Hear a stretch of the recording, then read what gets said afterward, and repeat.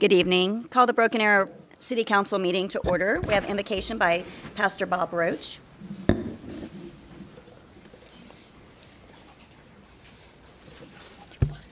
you, Mayor and City Council. Let me pray.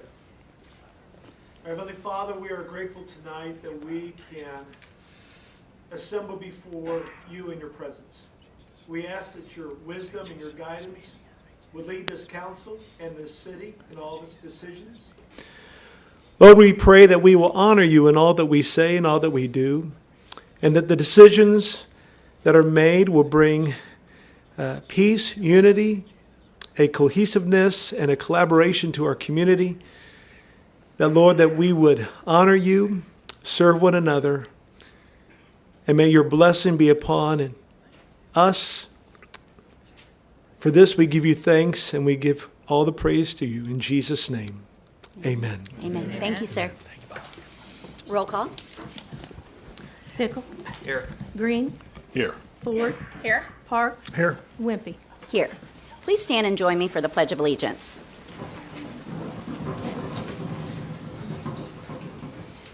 Attention, salute, pledge. I pledge allegiance to the flag of the United States of America and to the republic for which it stands, one nation under God, indivisible, with liberty and justice for all.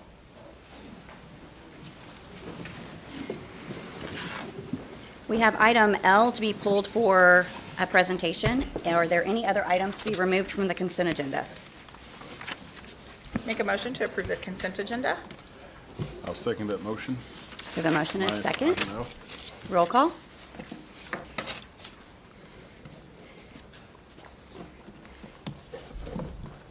I went ahead and seconded it. Whoops. Okay, Thank you, Tommy. sorry.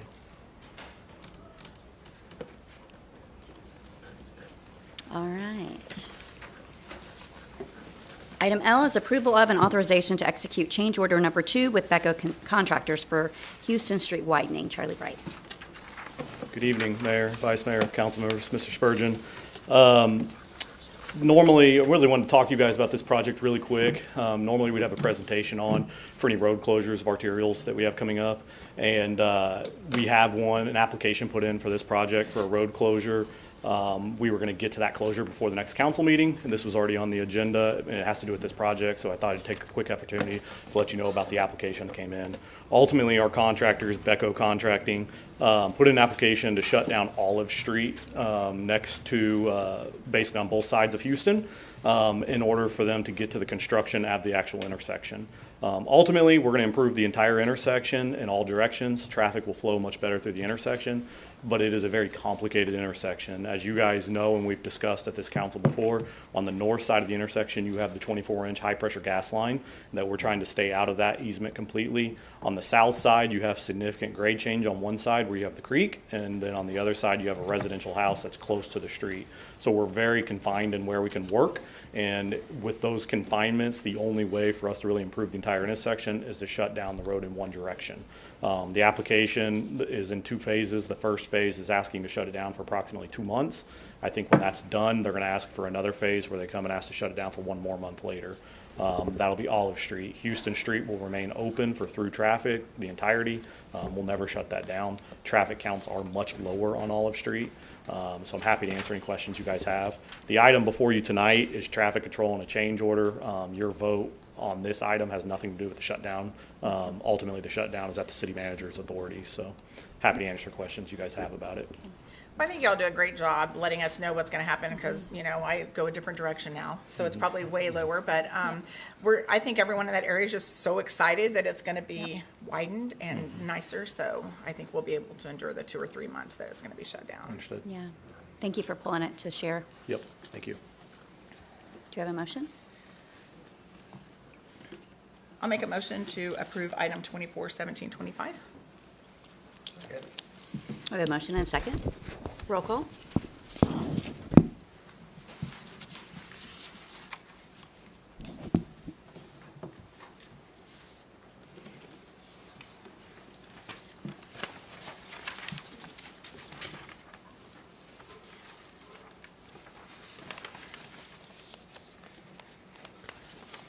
All right.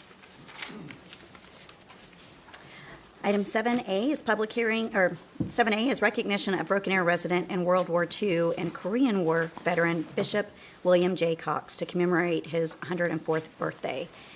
So I had the honor of visiting Bishop Cox, as he was known, by this last week, and he would actually be celebrating his 104th birthday on the 25th of this month, but he passed away, unfortunately, this week. But it was an honor to sit with him and present him a city coin and a proclamation, a certificate of recognition, and I just wanted to recognize him and his years of service to our country, both in World War II and Korea. So.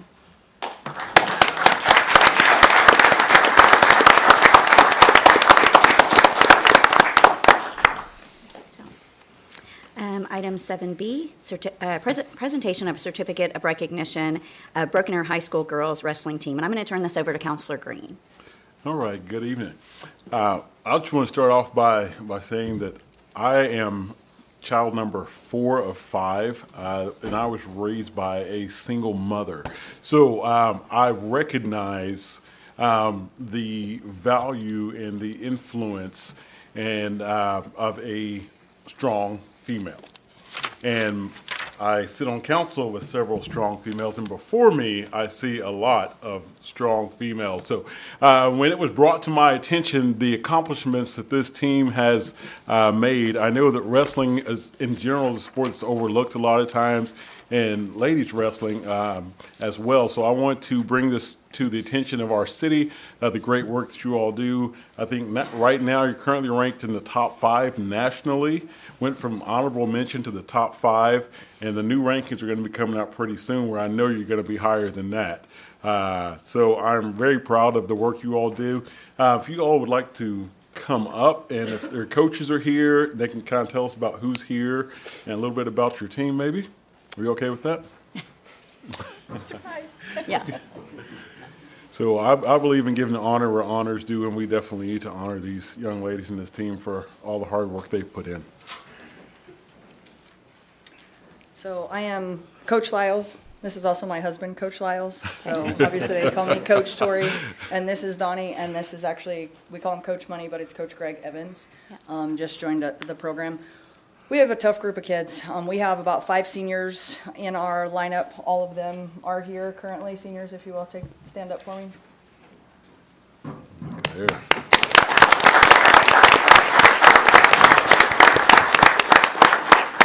Like you said, we went from honorable mention, we jumped up to number 5, and if you show up and take a look at our practice and watch these girls work hard, you'll understand why we're moving up in those rankings. The cool thing about our program is these girls are working, and they're working hard for each other. So we run our program, we have we're one big happy family. And so it's a little bit easier to pull, that top work ethic out of them when they know they're not just in there working for themselves. So we appreciate you guys. I love Broken Arrow. I've only been here. This is our 3rd year here, actually. And they support wrestling like no other. And so the fact that the city council is recognizing not only wrestling, but the girls wrestling team is awesome. It kind of goes to what we say and why we like to be here. So we do appreciate it. Again, we could sit here all day and talk about each and every one of our kiddos, and they all have so many different accolades, and even our young kiddos, and we're all just rising together. So we appreciate the support. That's wonderful. And welcome to Broken Arrow, by the way. Thank you. Yeah. Thank you. Well, this is outstanding. Yeah. Yeah. Do you want to bring them all up? Yep. Come on, girl. And I actually just, You guys say hello, your name and your grade, and then. Hi, I'm Jade. I'm a senior. Hi, I'm Jordan, and I'm a senior as well. Hi, I'm Jalen. I'm a sophomore. Hi, I'm Trinity. I'm a sophomore. Hello, I'm Tiffany and I'm a sophomore. Hi, I'm Brooklyn, and I'm a sophomore. Hi, I'm Kristen, and I'm a junior. Hi, I'm Sonora, and I'm a freshman. Hi, I'm Addie, and I'm a senior. Hi, I'm Melina, and I'm a sophomore. Hi, I'm Sophie, and I'm a junior. Hi, I'm Kaya, and I'm a freshman. Hi, I'm Emily, and I'm a sophomore. Hi, I'm Sophia, and I'm a junior. Hi, I'm Annabelle and I'm a senior. Hi, I'm Riley and I'm a senior. Fantastic. All right. Congratulations.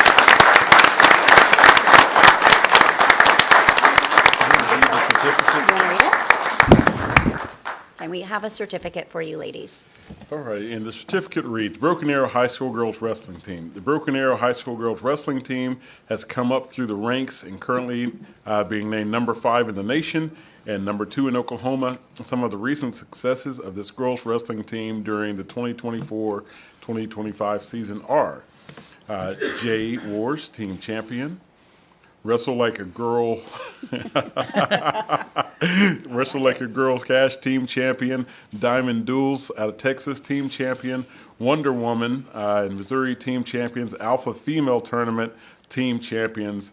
Additionally, Emily Beckley is currently ranked number 15 in the nation. And I know some of you other girls are. And I have the privilege of going to church with some of you girls, and you guys are awesome. And I wouldn't want to get on the mat with you. We want to present the certificate to you tonight on behalf of the city of Broken Arrow. So let's do that. Yeah. Yeah. I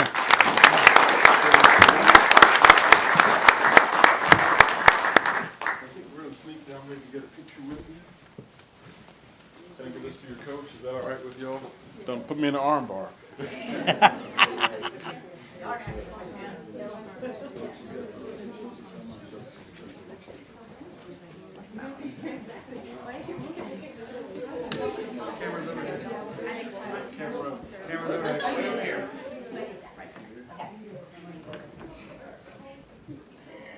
Okay, everybody look this way. 3, 2, 1. Fantastic. And we got parents in the room. You guys get your pictures out there? Yeah. All right. We're really proud of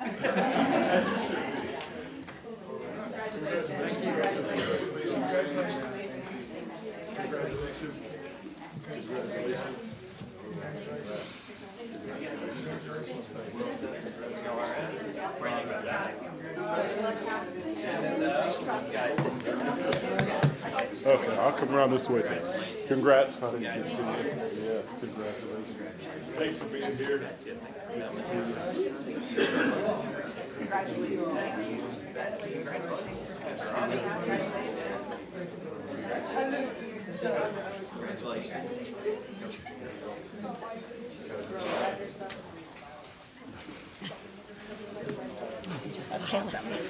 You guys don't want to hang around? I mean, council meetings are, okay. Good answer. That's right. That's exactly right. Yes, they're all going to go home and watch us online now. All right.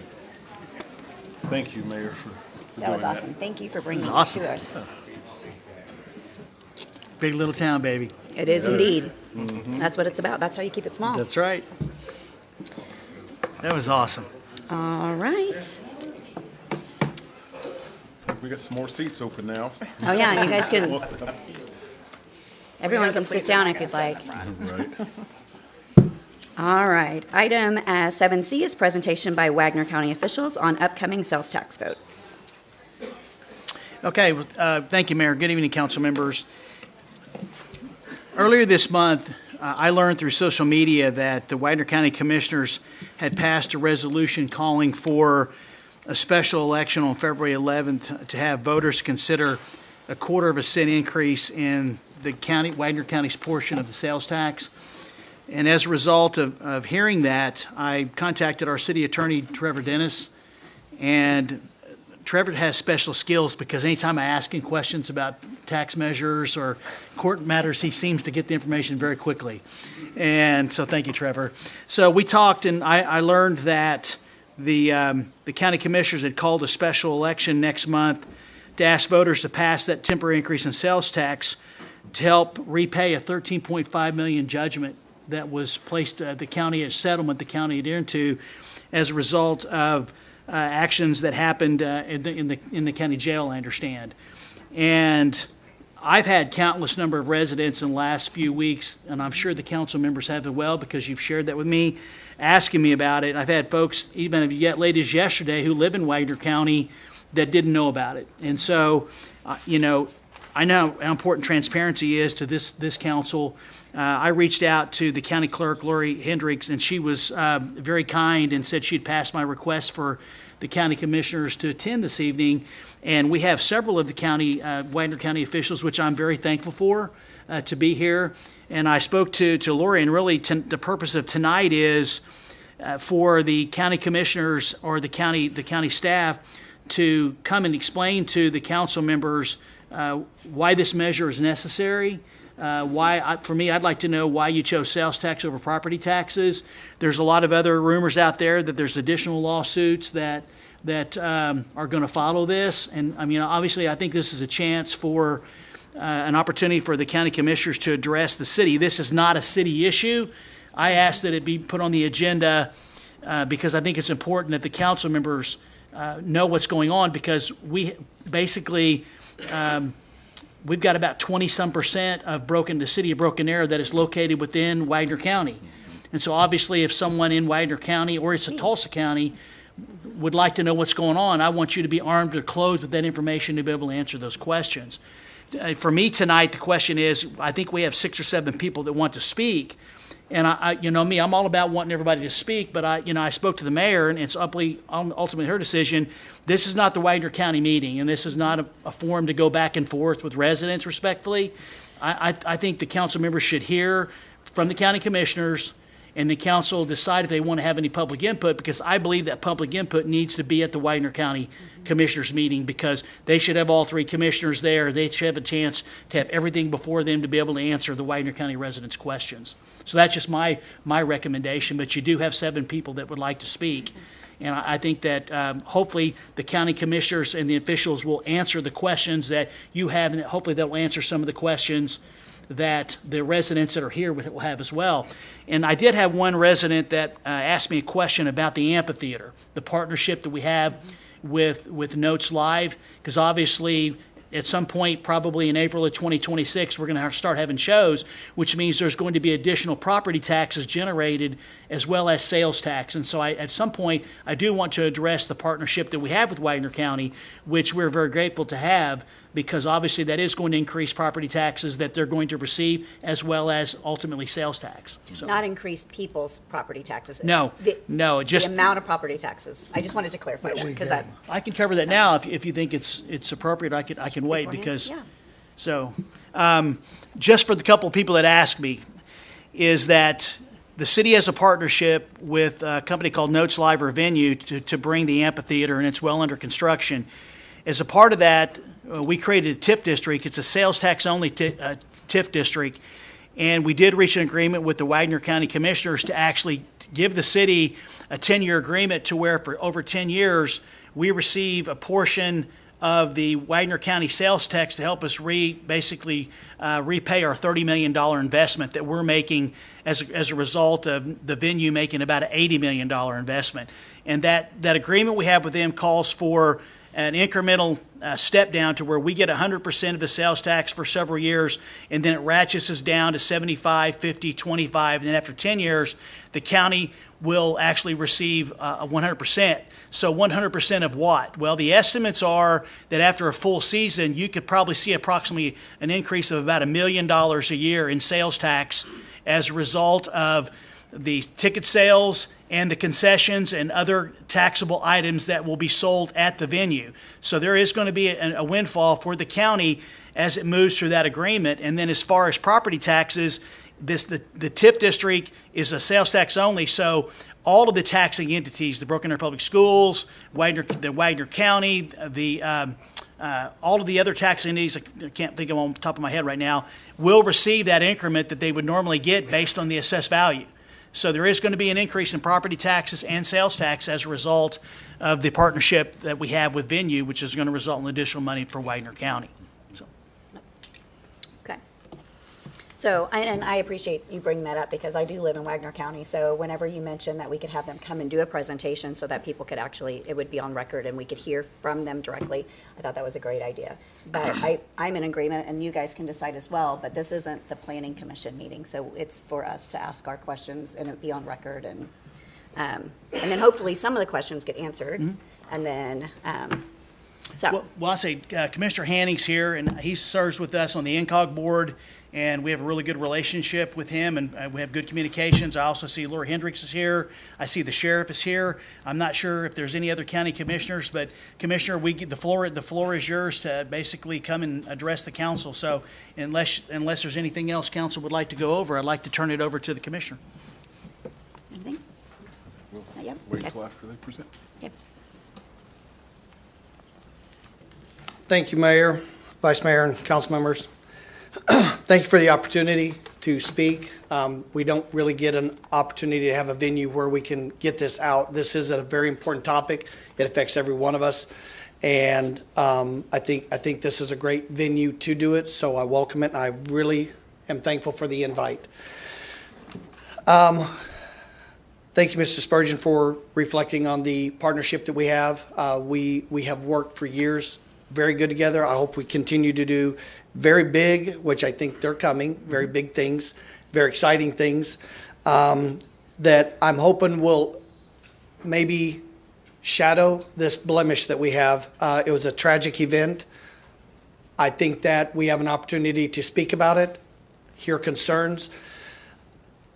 The decision to present this as a sales tax only, this is not the case. This is the option one. The reason we came to this option for sales tax is because it's something that we can spread out over a larger footprint. That means that our truck stops, the people that don't even live in Oklahoma, that don't live in Wagner, or that don't live in a specific geographical area, will help us offset this cost, where it's not such a burden on one such a impactful geographical area. So we started with the option to let the voters decide if we were going to go to a sales tax option or not. For that very reason, we do have examples. I was going to let Lori present this because she knows these numbers inside and out. I'm gonna butcher it a little, but then I may let her rebound me just a tiny bit. She knows them definitely. She was telling me every on Thursday. Yes. This is not an uncommon thing. This is just the way the law forces us to do it. So this is the vehicle in which to do it. First is sales tax. Then if it doesn't pass by a vote of the people, then by law, we have to avert to ad valorem property taxes. That is a landlocked. That is geographical.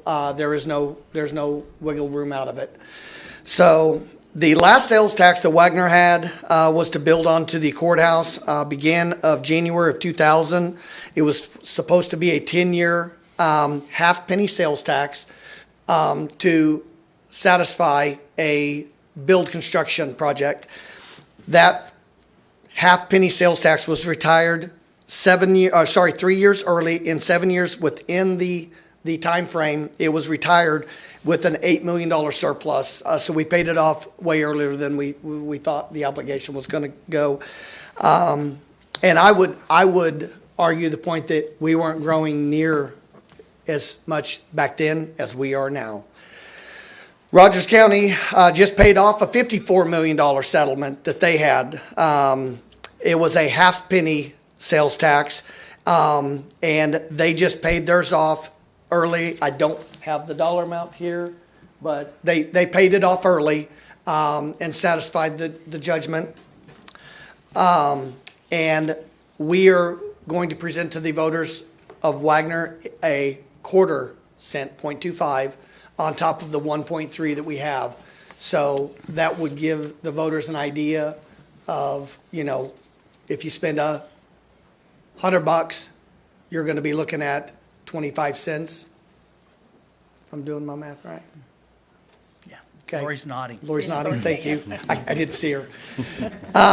So it is significant. I don't want to minimize the impact to all of us. We all buy our food. We buy our pet supplies, our feed for our livestock. And I know it's impactful, but I think that if we present this correctly and very thoroughly to the voters of Wagner and our neighbors and our business partners, Broken Arrow, that this would spread this burden out on a much larger footprint and could be paid off much, much sooner than an ad valorem tax. Okay. I do have one question, Mayor. So, obviously, if it does pass, the sales tax does pass, there will also be a bump in your use tax. So have you thought about the use tax, the increment above what you're currently receiving? Have Yes. you thought about applying that towards the levy? When I voted to approve it, going to the vote of the people, my commitment was any tax collected above and beyond normal, whether it is in the use tax or in the sales tax common account, I would be willing to vote to put that money also to paying this debt off sooner. Good. Thank you.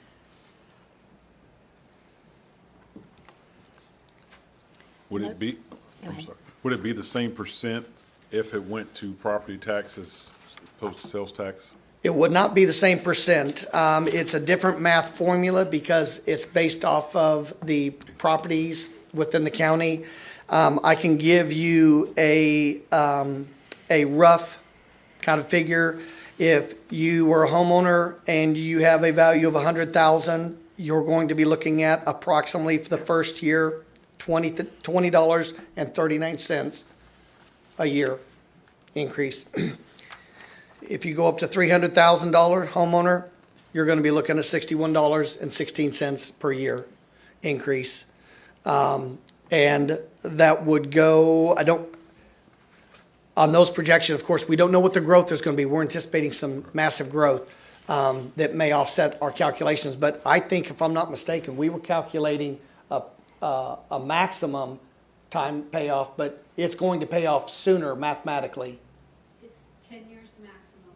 Yep, but we anticipate it could fulfill within 7 to 8 years. Yes. So I know when I reached out to you, I had some questions. We're a state that runs on sales tax, basically, for our infrastructure and our police and fire.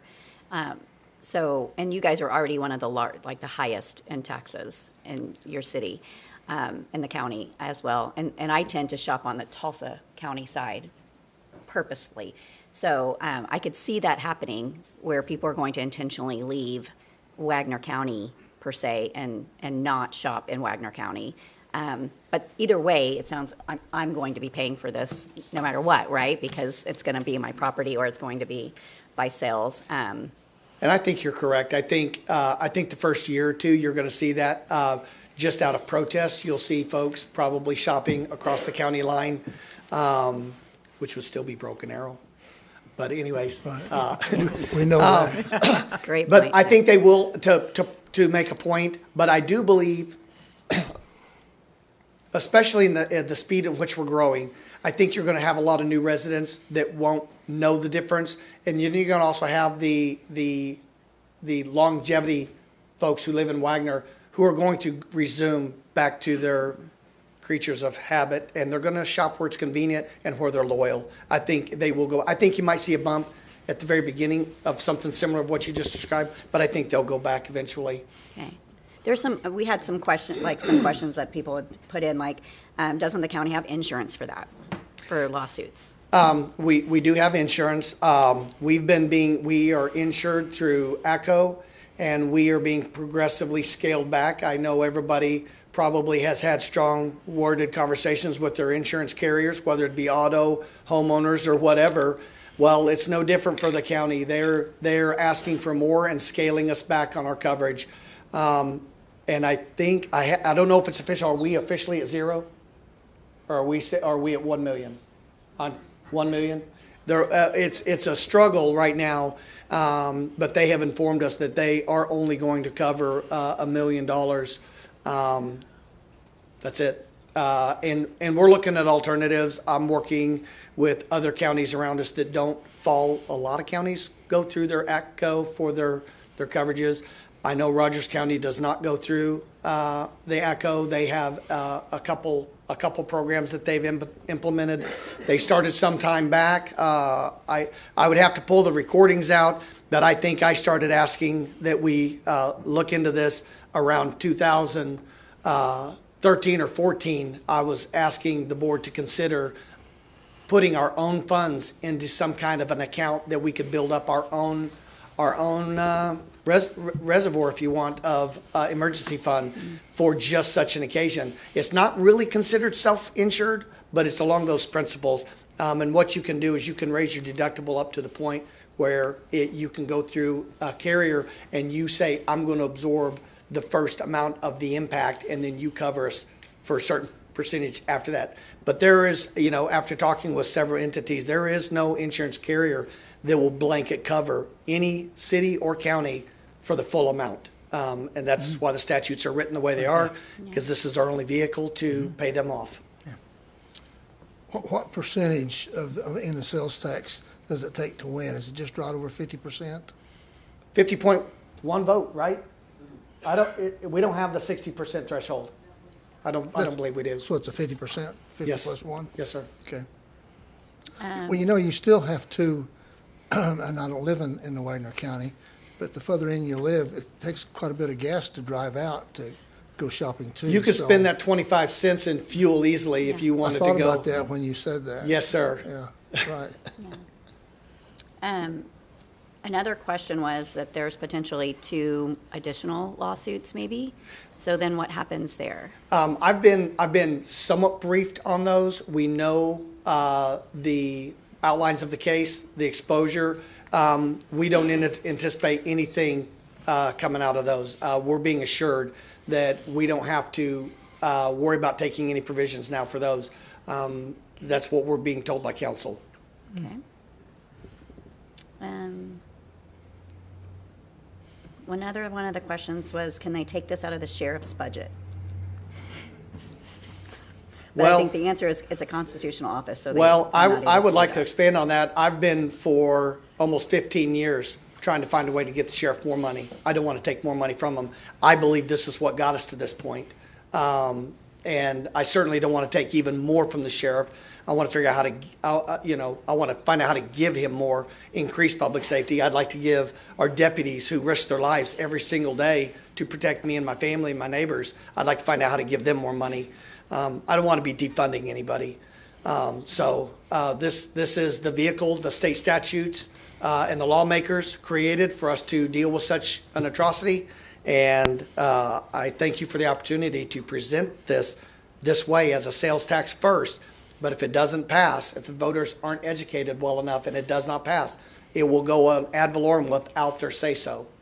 So, I mean, you just pointed out a great item is that this has to be brought up with like state legislators to have it changed. I mean, it would have to be this process. Yeah. So, an act of Congress. I guess my question is, there's 3 possible lawsuits. I'm assuming they all have to do with the jail. I did prevention for 20 years. What are you doing as a county to prevent what has happened in these 3 lawsuits? Do you have a plan? Have you enacted that plan? What's the plan? Yes. I'll give a brief description on what I did before this happened.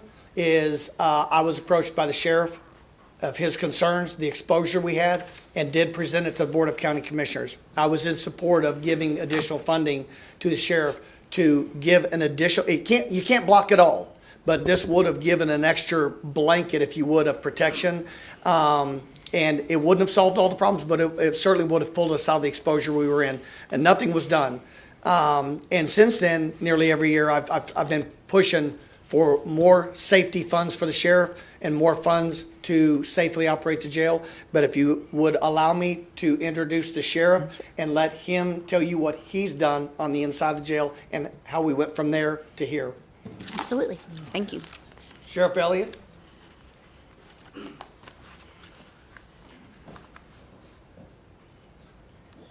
Thank you, Commissioner. Good evening, council members. Thank you very much for having us up here. I'm going to speak briefly about the incident down in the jail. When I took over this jail, and I've been here for 8.5 years, when I took over the jail in 2016, it was in horrendous condition. It was understaffed and underfunded.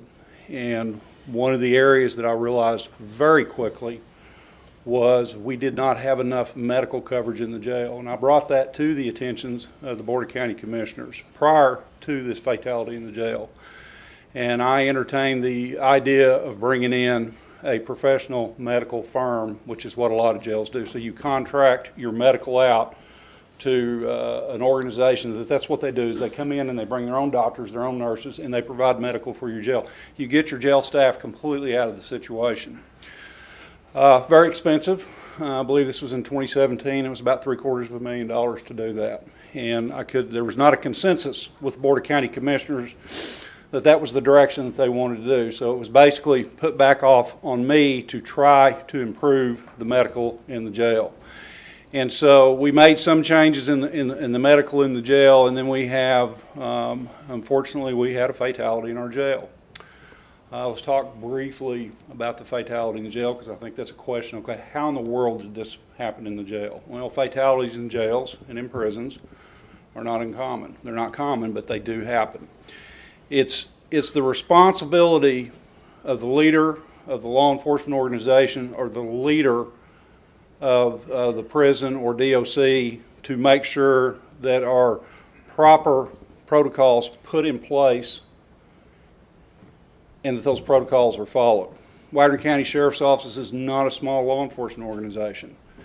We have many different divisions on it. We have a patrol division, we have an investigative division, we have a records bureau, we have a transport division, we have a courthouse security division, we have a jail division. All right?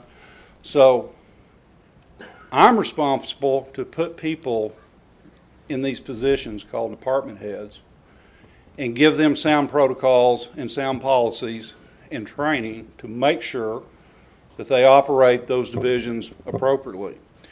In this particular case, I will tell you that the responsibility falls squarely on my desk. I am indirectly responsible for the day-to-day operations of the Sheriff's Office. On the day that this happened, I had a jail administrator that was managing the problem that morning. The night before, there was a supervisor in the jail that was managing that. Nobody called me. I had no idea this was going on. I had a medical doctor that was treating this patient. And as a result, my employees failed to follow my protocols in the jail. And as a result, we ended up with a fatality in the jail. So I don't want anybody in this room to think that I'm not accepting responsibility. As painful as it is, not because I'm having to accept responsibility. I had a lady die in my jail, and that's something that I have to live with the rest of my life. Okay, my job as a leader of a law enforcement organization, any leader of a law enforcement organization, when you have an event, whether it's a positive event or a negative event, we are compelled to go back, re-examine, and figure out how do we prevent this from ever happening again. And I believe that we've been very successful in doing that. I went back to the Board of County Commissioners after this, and I said, hey, we've got to do something with the medical in the jail. Again, presented that we've got the opportunity to bring in a contract medical crew, much like what Sheriff Regalado does in Tulsa County. They have a contract medical crew. Their employees are hands-off. It's completely handled by contract medical. Again, very expensive price tag, and there was no consensus with the Board of County Commissioners that they wanted to do that. So they put it back off on me to try to come up with a problem. So I knew we were going to spend more money, all right? So what we did is between that fatality and now, our medical consists of a medical doctor that comes into our facility once to twice a week that's accompanied, if she's not there, a physician's assistant there. That is the medical people over our jail. I employ 5 licensed practical nurses in my jail now. I employ 2 emergency medical technicians in my jail and a certified nursing assistant. Now, what's important about that is I'm following state law on what's considered a licensed medical health professional to administer medical. However, our legislators have work to do as well. So if you go look at the jail regs from the Department of Health and what they consider the minimal medical for a detention or a jail or a prison, you would be shocked at what they require our jails to have. So it's 100% on top of the people that manage these facilities to bring that in. Now we're spending right at $300,000 a year on medical in our jail. And it's working now. We have fixed our problems. But one thing that we haven't got away, these employees they're all employees of the county. So anytime that we have an event, whether, and we get sued, somebody said we've got more lawsuits coming. Let me tell you, I get sued monthly. Monthly, I get sued, all right? I get sued from inmates monthly, a pro se lawsuit where they take a number 2 gel pencil, write a federal lawsuit, and it costs just as much to defend one of those as a typical lawsuit like we're dealing with right now. So we get lawsuits all the time, and we have banks of attorneys that mitigate those. The question has came up to me, why did this cost $12.5 million? This never went to a settlement conference in front of a federal judge or a magistrate in the Eastern District. There was a consensus of the Board of County Commissioners that they wanted to settle this before we even had an opportunity to go present in front of a judge at a settlement conference. And if any of you have ever attended that, both parties are there. A magistrate comes out, says, I've read this lawsuit. This can be settled. Everybody sharpen their pencils up. Let's get this thing settled. Muskogee County just settled a lawsuit with the same attorney, almost same set of circumstances. It was a medical death, and I'm not going to go into it, but it was the same set of circumstances. They settled for $5.5 or $6.5 million. But my understanding is they went to a settlement conference. The consensus of not all the commissioners, but the consensus was we want to hurry up and settle this. And so they offered the $12.5 million. I didn't have an opinion on that. I mean, I had an opinion, I didn't have a say-so on it. And so they chose to settle it. What I want to reassure everybody here, and fact check me, okay? Go over to the Department of Health and look up the Wagner County Jail, and you will find out in 2024 we received a perfect jail inspection by the Department of Health. Go over to the Oklahoma Sheriff's Association and research it, and you will see that the jail administrator that I've got here has been recognized as Jail Administrator of the Year twice. That's unheard of. Continue to look further, and you'll see that our detention officers and our deputies are recognized at the state level very frequently when we go to the OSA conference. So I will tell you, I think for the money that we're allowed to spend on this jail right now, I think we've got a really good operation. It comes from learning powerful lessons. Our request is simple. I own it. I want everybody in here, I own this. I'm not pointing fingers. It's my responsibility. But my responsibility to the citizens of this county moving forward is to assure them that we're doing everything, we're partnering with the Board of County Commissioners to make sure this never happens again. And I'm doing everything I do. We have changed some protocols in the jail now to where if I've got somebody that's got the sniffles, I get a phone call, and I'm going down there.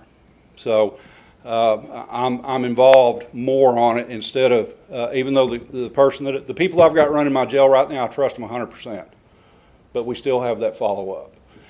Now we've got to fix this problem, and I'm going to echo what Commissioner Hanning said: is it's not going away. And if everybody wants to be mad at me and beat up on me, I've got broad shoulders. Everybody can beat up on me. But at the end of the day, I live in this county, I raise my kids in this county, I've got grandkids in this county and great-grandchildren that are in this county and going to these schools. I'm emotionally vested in the success of this county. And we have to come together as a county and figure out how to pay for this. And I concur with the Board of County Commissioners. I believe the best way to do it is through a sales tax. And if we don't get it passed, it will revert to a property tax. So my personal opinion as a taxpayer, I would like to spread it out. I would like people that are coming to our county and spending money in our county to help pay this off, because it's not going to go away, instead of burdening the property owners in this county. So that's kind of my say-so on it. If anybody's got any questions, I'll be more than glad to answer any questions. Any questions of the sheriff? Thank you for coming out, sir. And thank you very much, Mayor, for having us out. This was important. Thank you, ma'am. You bet. As a Wagner County resident, I don't want to pay for it at all, actually. Obviously, none of us do. But I feel like sales tax would, especially with the amphitheater coming online, like it will get, instead of it being like a burden on our property taxes for that long, I feel like it would be paid off. But either way, we're paying for it. So, yeah, but Well, which is unfortunate. the sheriff answered my question. I mean, obviously, I don't envy him having to stand there because I've had to stand before you for some things that happen sometimes in the city that council members don't like or the residents don't like, and you stand there and you take responsibility. So I have the utmost respect for both the commissioner and the sheriff for coming here in the face of adversity and answering these questions to council, because it's not easy. And I had the same question that Councilor Ford had about operations. I mean, obviously, I feel much better based on what the sheriff said, that they put protocols in place to address those, just as we would if a similar incident would happen. You do the follow-up and you determine how you can make sure it doesn't happen again. That's what the residents expect, and it sounds to me as if they've done that. I did forget to ask, do you guys have a planning commission that's coming up meeting, or do you have a meeting that's coming up for residents? Commissioners? Sorry. I don't, well, the planning commission meetings are different than the Board of County Commissioner meetings. Okay. And I don't know that we have anything scheduled. The county clerk, secretary of the Board of County Commissioners might know if we have anything on the agenda for a venue so that we could talk about this. Yeah, I just wanted to have it on record and let the public know if there was one. We'll notify your office. We will, I'll commit that. I don't know if it's too late for this Monday, but I will commit if it's not on this Monday's, it'll be on next Monday's agenda. I'll put it on there. Okay. So So that way the residents have an opportunity to address it. So do you already meet monthly or do you meet weekly? We meet every Monday unless it's a holiday. Okay, and it's open to the public? 9 a.m. at the courthouse, Wagner County Courthouse. Okay. Okay. All right. Do you guys have any further questions? Does Lori have anything? I didn't know. Lori, did you have anything you wanted to add? I don't. I do have, You need to come up here. Come on down. I just want to have as much information out in this meeting as absolutely. for everyone. You're talking about zoning, you're talking about the county. No, I'm not talking about zoning just kidding. tonight. Like, you won't hear from me on that issue. I'm just kidding. I do have a frequently asked questions. I've given a copy to each one of you. I do have several copies available for residents who have questions, but these are the questions that my office has been asked. Why do we have a judgment about the insurance? Why the taxpayers have to pay for it? Exactly how much it's going to cost? When it begins? Those questions. Regarding one thing that kind of wasn't addressed was why can't they take it out of the sheriff's budget? And you started to touch on it, but I do want to address that. The sheriff's office is a constitutional office, and it is first in priority for funding amongst other elected officials that are also constitutional offices. So it is on the Board of County Commissioners to make sure that the sheriff's office is fully funded. Additionally, the other accounts that the sheriff has. He has a sheriff service fee that's fees that come through the court system. He has a 1 cent sales tax. They are restricted funds. It would be unlawful for the Board of County Commissioners to attempt to allocate any of those funds to pay this debt. There are, as you had mentioned, use tax. They can make that additional use tax that will be collected. They can allocate that to retire this earlier. But quite simply, most of the sheriff's funding is restricted and by law cannot be used for anything other than the operation of the sheriff's office. Lori, do you have these posted on your website? Where They people are, can, yes. Can we post these on ours as well? Sure. On the speak to Aaron. front page, you'll see newsflash, and there's information about the upcoming sales tax vote. This is there on that website, as well as the ballot measure itself. So if you want to read the ballot measure itself, we've tried to provide that kind of information. I would ask if anybody has any questions that have not been answered here, please call my office, 485-7716.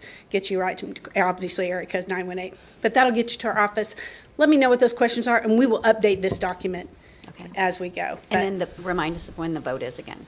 February 11th is when the vote is. And I will say that we've had same situations before in the city of Broken Arrow. And of course, ultimately, the citizens are responsible for it, a lawsuit like that, and we've taken it, for ad valorem taxes on it. I don't believe it's ever gone to city sales tax, but at least trying to give them at least a. Yes. Either Either way, whether this goes sales tax or whether it goes ad valorem, people need to understand that that mechanism that is indicated for the funding of the sinking fund, and it is a sinking fund that we're actually looking to fund that will pay for the judgment. Either way, whether it's a sales tax or whether it's an extra tax levy, those mechanisms themselves must be sufficient in order to satisfy the debt. So we can't shortchange that. We couldn't say we only want 1/10 of a sales tax and then we're going to rely on the use tax to make up the difference. We cannot lawfully do that. It has to be such that it will satisfy the debt. We can apply additional funds, and certainly any surplus that we get, funds that are collected in excess of what is projected, will certainly be attached to the repayment of that sinking fund earlier, but the projections must be such that the mechanism indicated must satisfy that debt in and of itself. So that's maybe another question that other people may have. The county Commissioner Hanning made it clear he wants all the money to receive from that quarter cent and the excess from the use tax to pay this down. And I do believe that based on the growth that's happening within the county, that there's a good possibility that once again they'll be able to pay this off early. I do. And if folks are looking for a third option or another option, the best way to do that is to contact your legislature. That's correct. It would have to be a change at the state level. We can't change it at the city level or the county level. If only we knew a former city councilor that was now a senator. Oh, we do. She's probably watching right now. She probably is. Hi, Christy. Well, I would encourage any resident that has a question to call Lori, because I spent about a half hour on the phone with her. She answered every single question that I had about this. So I felt really good about tonight's meeting and getting the council members update. And once again, I want to thank you for coordinating this. Absolutely. And also on behalf of the county commissioner, sheriff, and the county commissioner. Obviously, this is a very important matter, and it's a county matter, but it is with Broken Arrow is intricately involved, and this council was very concerned. And so I'll turn it over to the mayor, but thank you very much, Lori. Yeah, thank you guys for coming out. And thank you.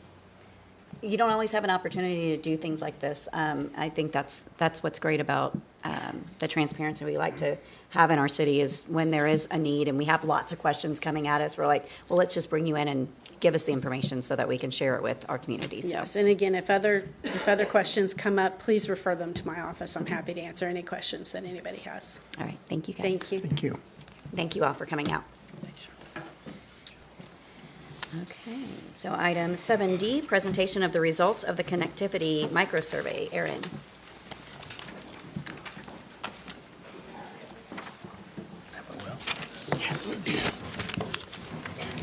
Good evening, Mayor, Vice Mayor, Councilors, Mr. Spurgeon, Mr. Dennis, Ms. Blackford. Welcome back, by the way. Thank you. Glad to see that your flight got in on time. I am as well. Okay, so I am here to speak with you, Aaron McCullough, Director of Communications for the City of Broken Arrow.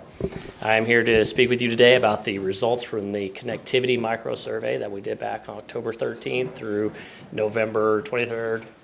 Swap that, October 23rd, November 13th. Before I get into that, this was a byproduct of that comprehensive citizen survey that we did about 11 months ago. And if you recall from that, mobility in Broken Arrow was one of those areas of opportunities for us.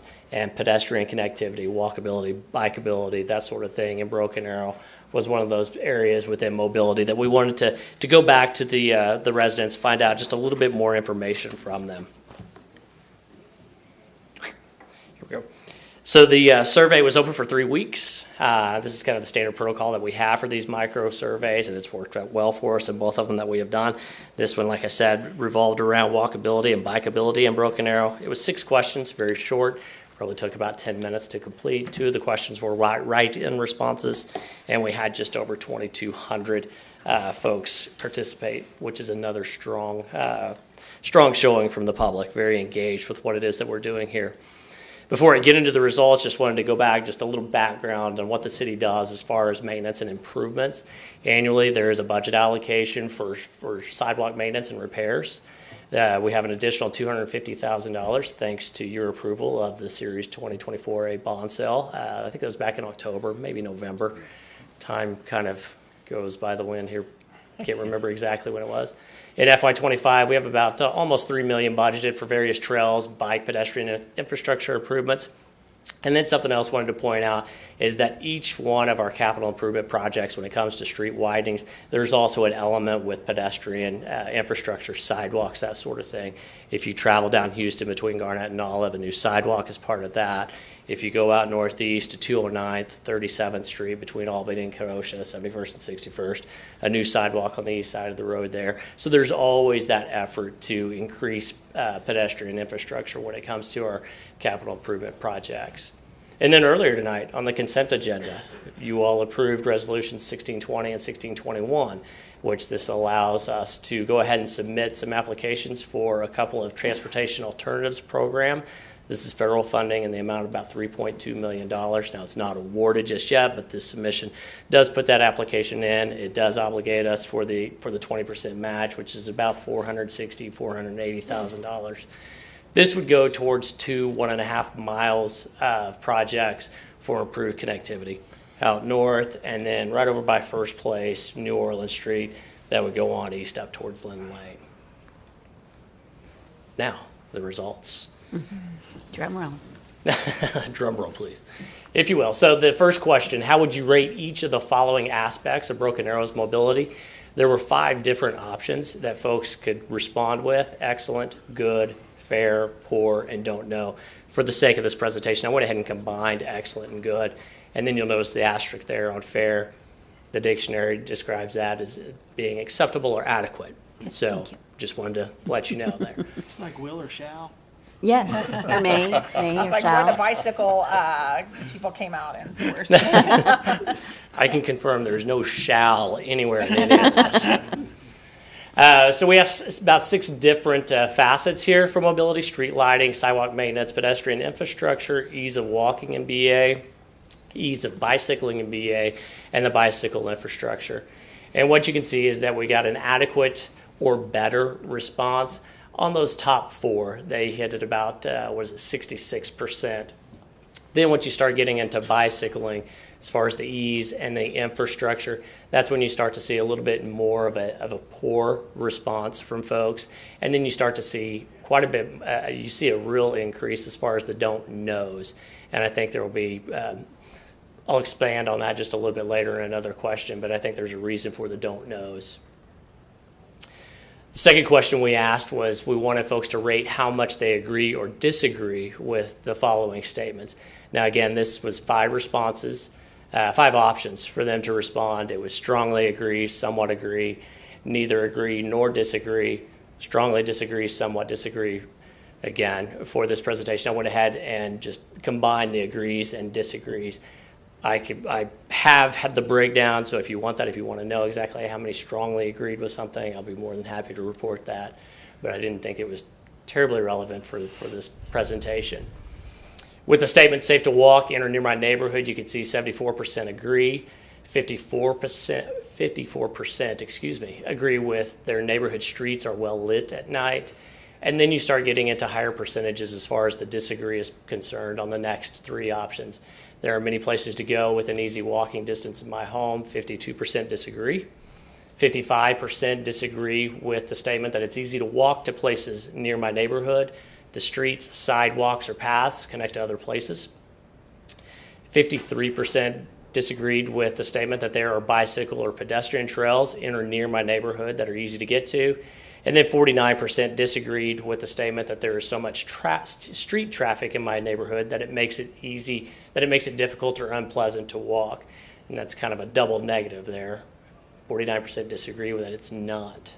So like on this here, like I live in East Broken Arrow. And if I was to take this survey, I would have said, there's not many places to go within easy walking, because it's not, right? Right. So it could be that it's where you live, right? Like it very well live could be out in the middle, like out. So you're saying you didn't take this survey? I actually did not. Sorry, I did not take this micro survey. No, but I think you make a valid point, because in my ward, I can walk to a grocery store, I can walk to a church, I can everything like less than a mile from my house at 71st and Olive. But depending on where you live. But depending on where you live, it would be a little trek for sure. I mean, you would. It'll be several miles before And I think could we're get to so dependent on our cars that even if it is convenient, even if it is just a mile or mile and a half, we're probably just going to get in the Get in the car car and and not go. walk. Yeah.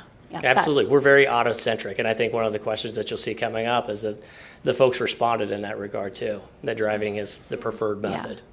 Well, and then also just on the, like bike trails, we're the one that,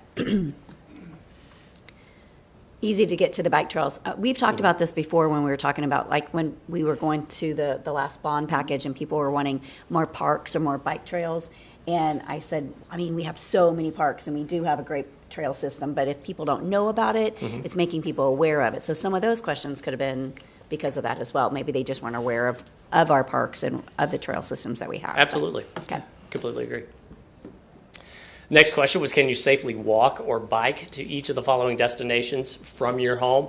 Workplace, as you can see, got a miserable 7%. That's not surprising at all. When you go back to 2022 and community development conducted the public transportation survey and study, and approximately 10,000 residents in Broken Arrow actually work in Broken Arrow, and about 46,000 work elsewhere. So it's not easy for them to do. So that's not a surprising number at all. The next four, medical clinic or facility, pharmacy, grocery store, or any other type of retail store, each of those scored around 57% as far as no is concerned. So to your point, it's not easy, Mayor, to get to some of these places.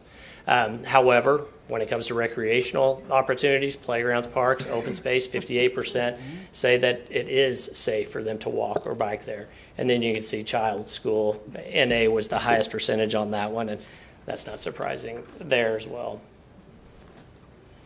If you could safely walk or bike from your home to your destination, which mode of travel do you prefer? And this is to your point, Councilor Ford. As you can see there, driving is at 40%, followed by walking at 36%, and biking at 25%. And I think that's why we had the higher percentage of don't know responses earlier, because biking, when it comes to doing that for a need, it's just not thought of. And so they just don't know if the infrastructure is adequate. It's not our culture.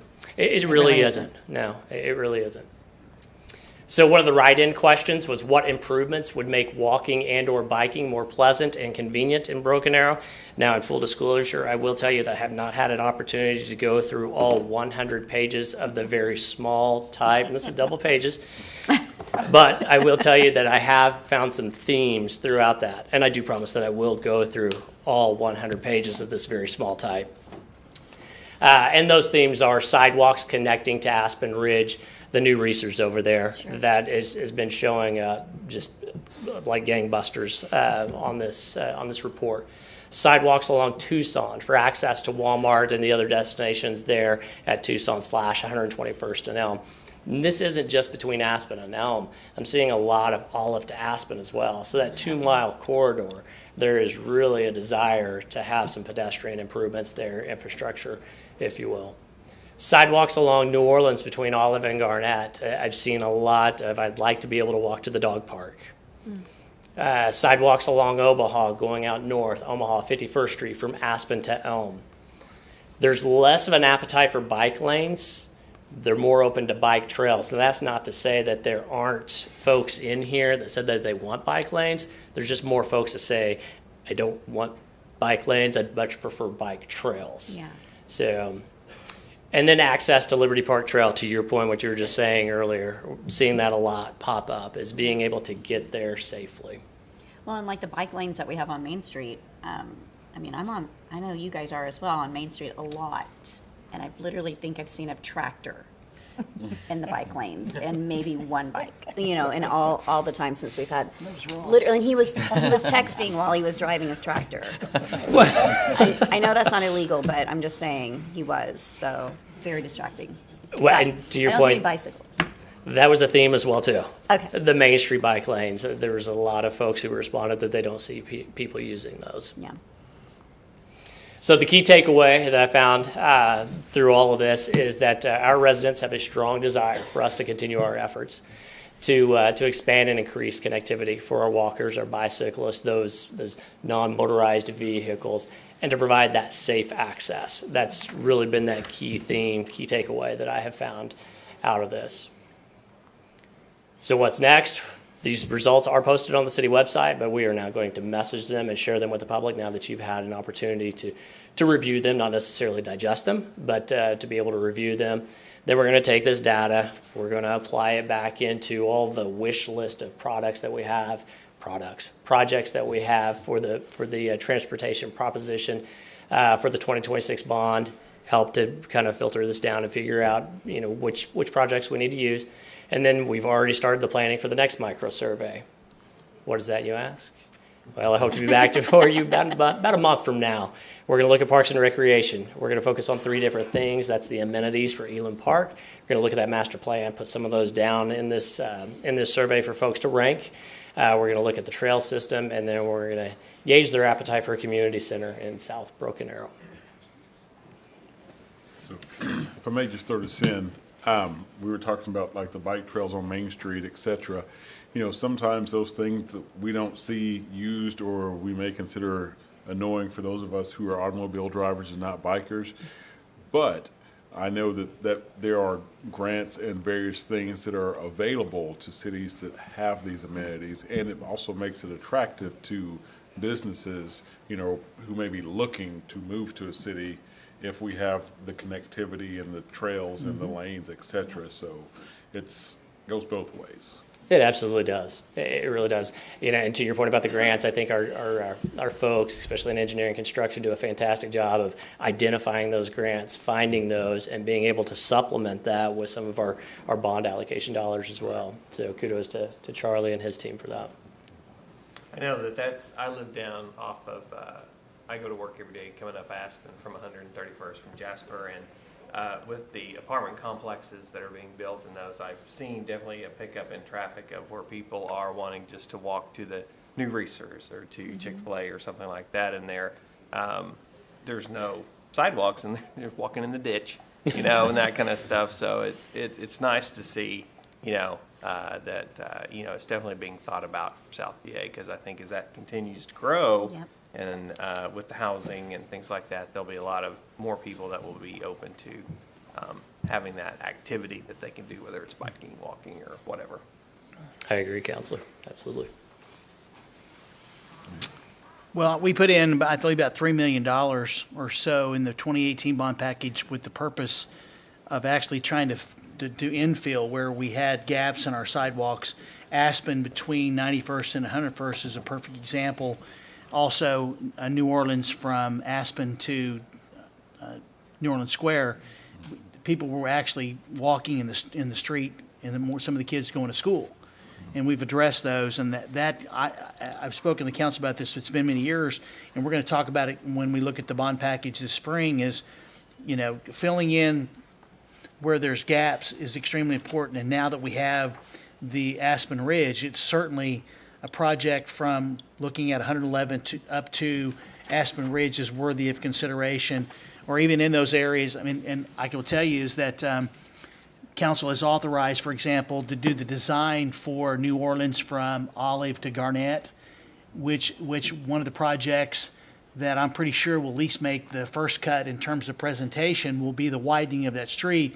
And then we can take a look at where we need to fill the gaps in for getting to the dog park, because as you know, once you go further west past that last house, Southern Trails, I believe it is, it's all wooded area, but it's going to be extremely expensive because you got drainage issues on both sides of the road. So topography comes into play in turn. It's not just a straight shot to the parks, and so there will be I would say a very robust connectivity package for your consideration to try to, number one, matches for trails, because the overall goal of the city was to have a trail to where you going across Highway 51 to where you actually could ride down to Liberty Trail through our community, then get on it, then go all the way out to Sand Springs. And you can do that once you get on the trail. We're close to having those pieces put together. And once we do, then you just have to, as the mayor said, you have to drive people to where it is to get on to be able to go, because it's an amazing system once you actually are able to get on to Liberty Trail. Thank you, So sir. one more thing is the next round of the micro surveys, is the council members good with those ideas? We'll share the questions with you once we get those finalized. But obviously, one of the largest ticket items that the council could put before the voters next year is going to be the community center. So we really want to get your input on how we're going to frame that question in terms of would you want to see it with and look at the results, because based on the size of the package with other needs, knowing about 52 to 55% of the package could be transportation, can we afford, if everybody said we want a community center plus we want splashing features, i.e. water, that's going to increase the cost of the overall project immensely.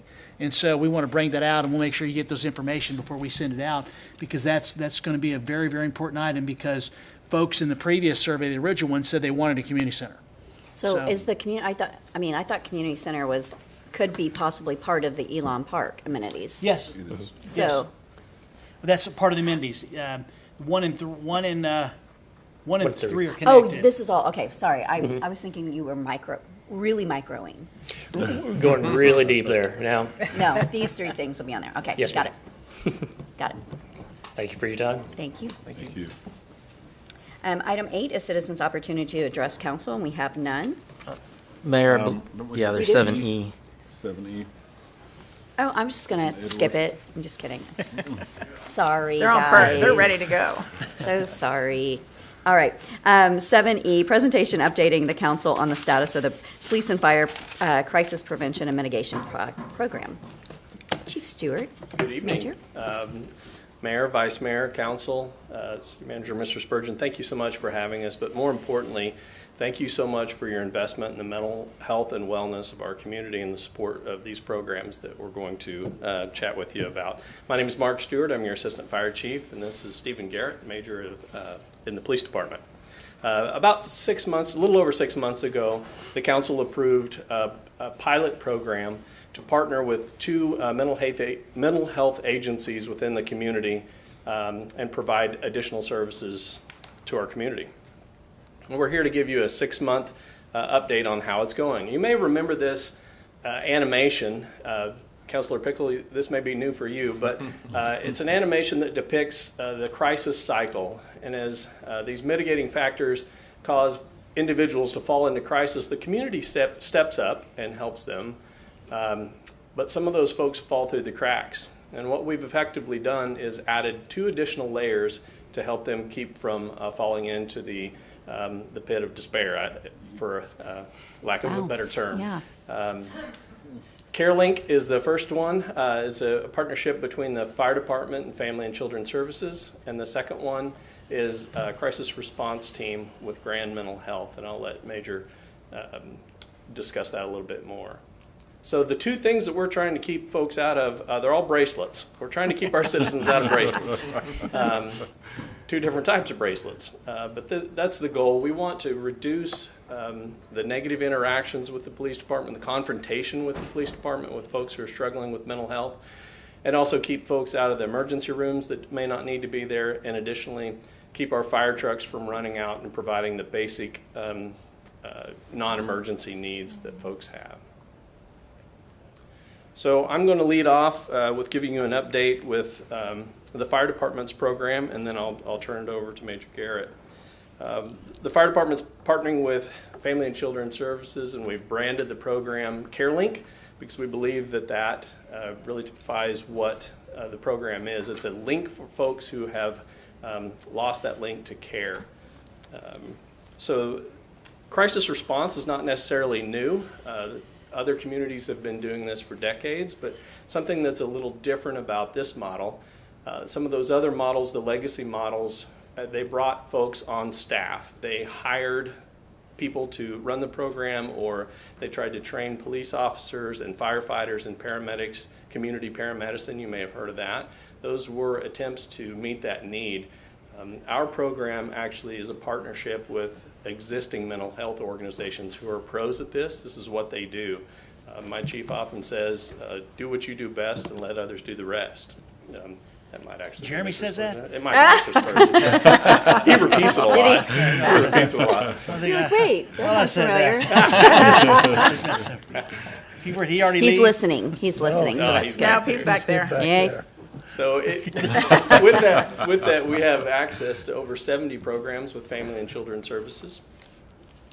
I want you to meet our navigator. This is Riley.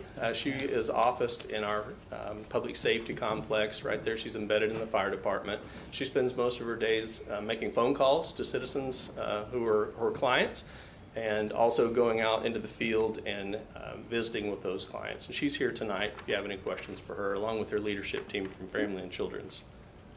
Riley is an Oklahoma State certified caseworker.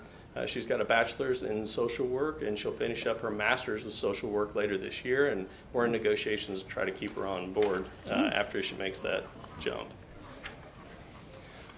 So referrals mostly come to our program from our firefighters. They can come from anywhere. You all can make referrals, but our firefighters recognize a need, and they have a form that they can fill out.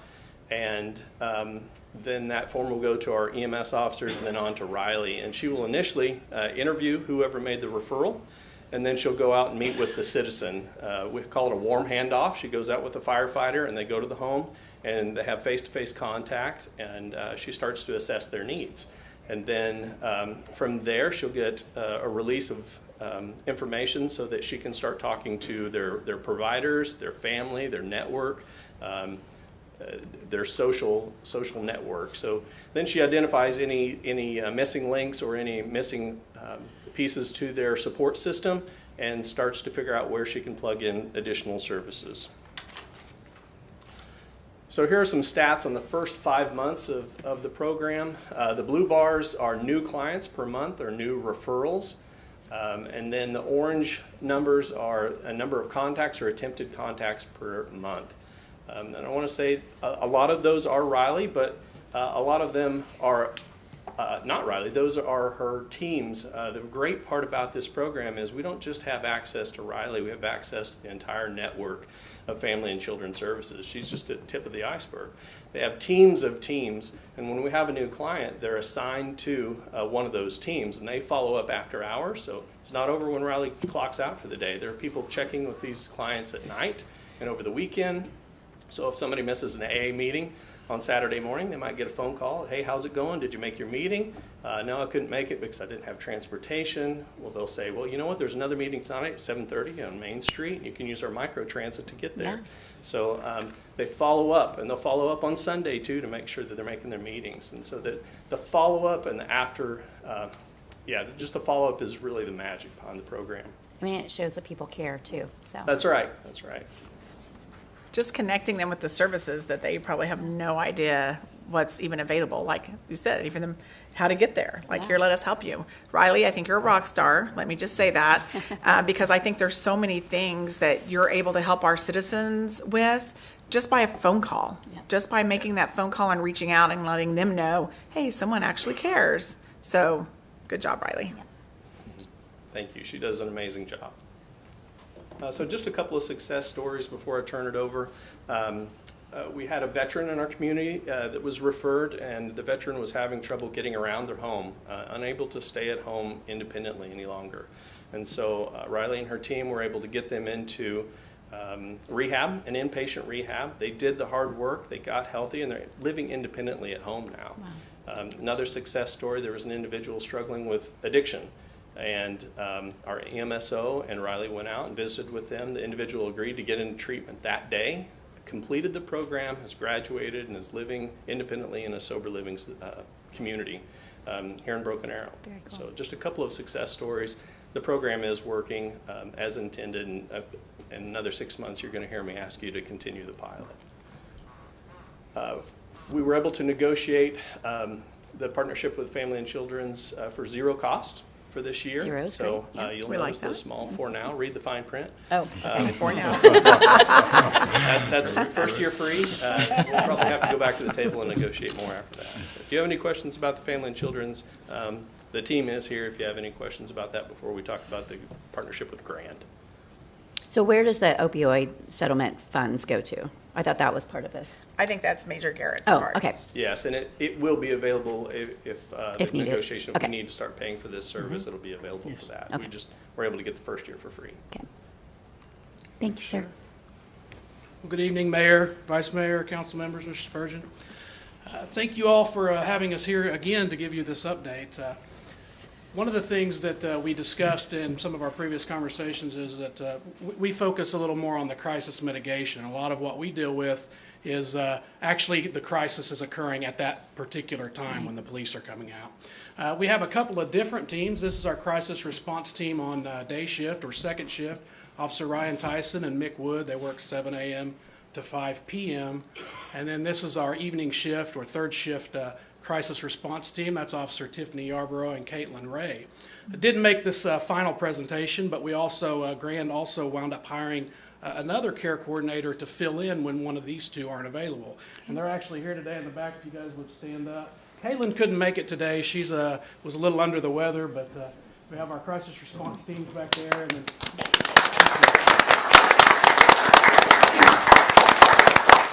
This is for family and children's too. We didn't give you a hand up earlier. Yes.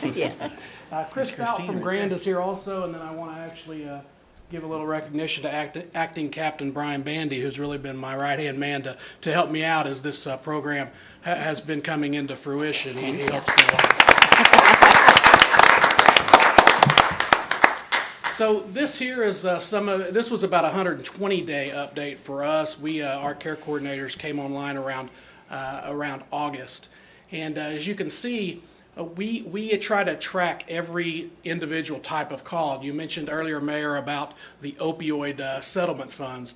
That is utilized because it's part of the program that we also track. Substance abuse, people that have substance abuse and use issues, specifically opioids.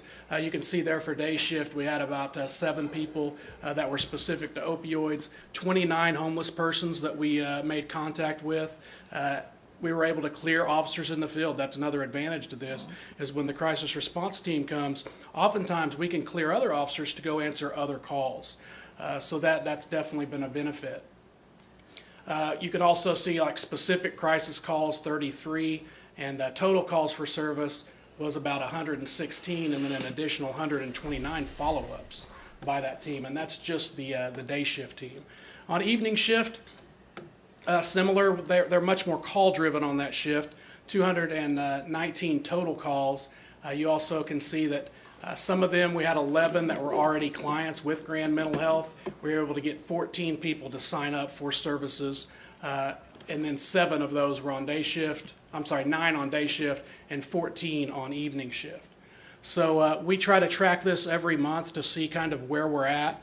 They provide me that data every month, and then we keep this spreadsheet so we're up to date on what we're actually doing for members of our community. And when people are signing up for new services that they weren't typically involved with, that's a win for us. That means we're connecting them to the services that they need, which was part of the initiative here, was to get people services that they may not otherwise know. So in the 120 days, have you seen any decrease in things because of the intentional, proactiveness that you guys are doing or having the resources?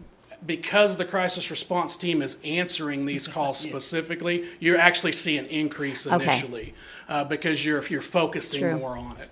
But we're certainly seeing that we're getting people connected to services, and people in crisis are always going to continue, but can we get specific people? Hey, we've got these people into services, and I'll talk about some success stories, but then, later on you have people that come back into the fold that are experiencing new crises for them. So we've enhanced services to our community members. The total crisis response team calls for service during this time period was 335. 40 people were taken into protective custody. If you don't know what that is specifically, we actually take them and have an order to actually get them services because they're a harm to themselves or someone else at that specific time or can't take care of themselves. 23 community members accepted services to better their lives, and we assisted 18 that were already Grand Mental Health clients.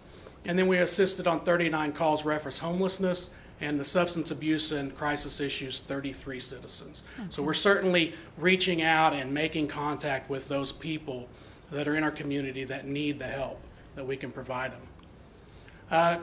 Little bit of challenges in the initial part on evening shift. We hired a lady initially, and she didn't work out. So she only lasted a couple of weeks, and then we wound up hiring Caitlin, who I showed you the picture of earlier, and then we also have the backup, Riley, who's here today. Some of the benefits and success stories that we've had, you may know or have seen some of these people. There's a lady that was living in Sealing Park at one point in her vehicle. We get a lot of calls on her. We had a lady that we were actually able to provide her services and get her a new vehicle. She was having problems with her vehicle, and the crisis response team was really able to help her and get her a new vehicle and get her able to get around a little more. We also had another individual that was living down on the south end of town. It was a male, and he was living, he lived in the area. I think he wound up losing his job. He lost his home, and he was living in his vehicle in the neighborhood there. And we had a lot of citizens that were calling in about that. You may remember that. We were able to get him placed into another area. We actually provided him some additional services, and my understanding is he's doing well. He's got another job, and he's now has a place to live. So, you know, there's a lot of success stories that we don't know about also, but we definitely know that we're reaching out to those citizens. We're able to get them the services they may not have otherwise had. I tell you, the officers and the care coordinators have a passion for this, and it's something that's really been doing well for us. And I know the other officers enjoy it too. They're like, yeah, you can take that call. So they're able to go on and answer the other calls or be more proactive and things of that nature. So that's all I have. I'd be happy to answer any questions that you have in reference to our crisis response team. I have a quick question. So you got some great success stories that I love to hear. What would you say is your overall feedback from those that you have gone to help them with your teams? I mean, are the people that need it, are they saying this is the greatest thing ever? Well, if you guys would stand up again, you guys speak to the people out on the street, and it's probably something I would let them answer that. I'd love to hear it. They're more in line with it. What would you say? Yeah, we have what's called, we keep a list of some of our really positive impacts that we feel like we've gone out to the community. They were just a horrible spot, crisis, and then when we see them at their lowest low, and then we're able to come up and help them and then just get them into services, I don't feel like we're doing this big, huge thing other than just being there for them and trying to help point them in the right direction. But what I think mostly what Nick and I do is the follow-up is, I think that's like probably one of the best things that we were able to do from what I wasn't able to do in patrol prior. So I think I heard the question about like, have we been able to make an impact with like, as far as calls for service for people who continue to call in and they're in crisis. I think we have a list of people that just from us following up and building that rapport and that relationship with them, we reach out to several of those individuals weekly. We maintain communication with them, ensure that they still have their resources and are in contact with Grand or whoever they may be associated with. But we're able to reach out to them before they go back down into a crisis. Sure. So I think that we could speak of with several other individuals that we know. Thank you. That's amazing. I just feel like this program, you know, there's so many programs that are out there that like we just checked the box. Yep. Like, yep, did that. This is not a program where they're just checking boxes. You can tell by the people that are standing up and the ones that are sitting down still, and just the police and fire working together. The officers are on board. Like, it takes more than just one person. And I think before, we always had good intentions. I mean, even when I was at the police department, I felt like we had good intentions, but one person cannot do it all. The police officers, they get 2 hours a year in mental health training. Maybe more now, but like back then it was 2 hours. Yeah, I mean, they're not mental health experts. Right. They need people that are mental health experts. And again, they're not police officers. So it just takes everybody. And I'm just like so excited that I just feel like this is not one of those programs where we just look good on social media and we check the box. Yep. This is an impactful program that we need to continue. Yeah, it's definitely changing people's lives, getting them into services to get them out of that low part in their life. And we have aspirations at some point to even grow this program. So it's been a great success for us as we've started. You always have some road bumps across the way, but for the most part, we've seen a lot of success, and I really want to, thank Chief Stewart here, because we've really worked together to make this happen, and I think it's been a great success. Because it's not just a police issue, and it's No, not just a fire it's not. issue. It is definitely something, when you all presented it to us at the beginning, I'm like, this is gonna work. Like, you're both on the same level. And then having the people, and then people not just 8 to 5, Monday through Friday.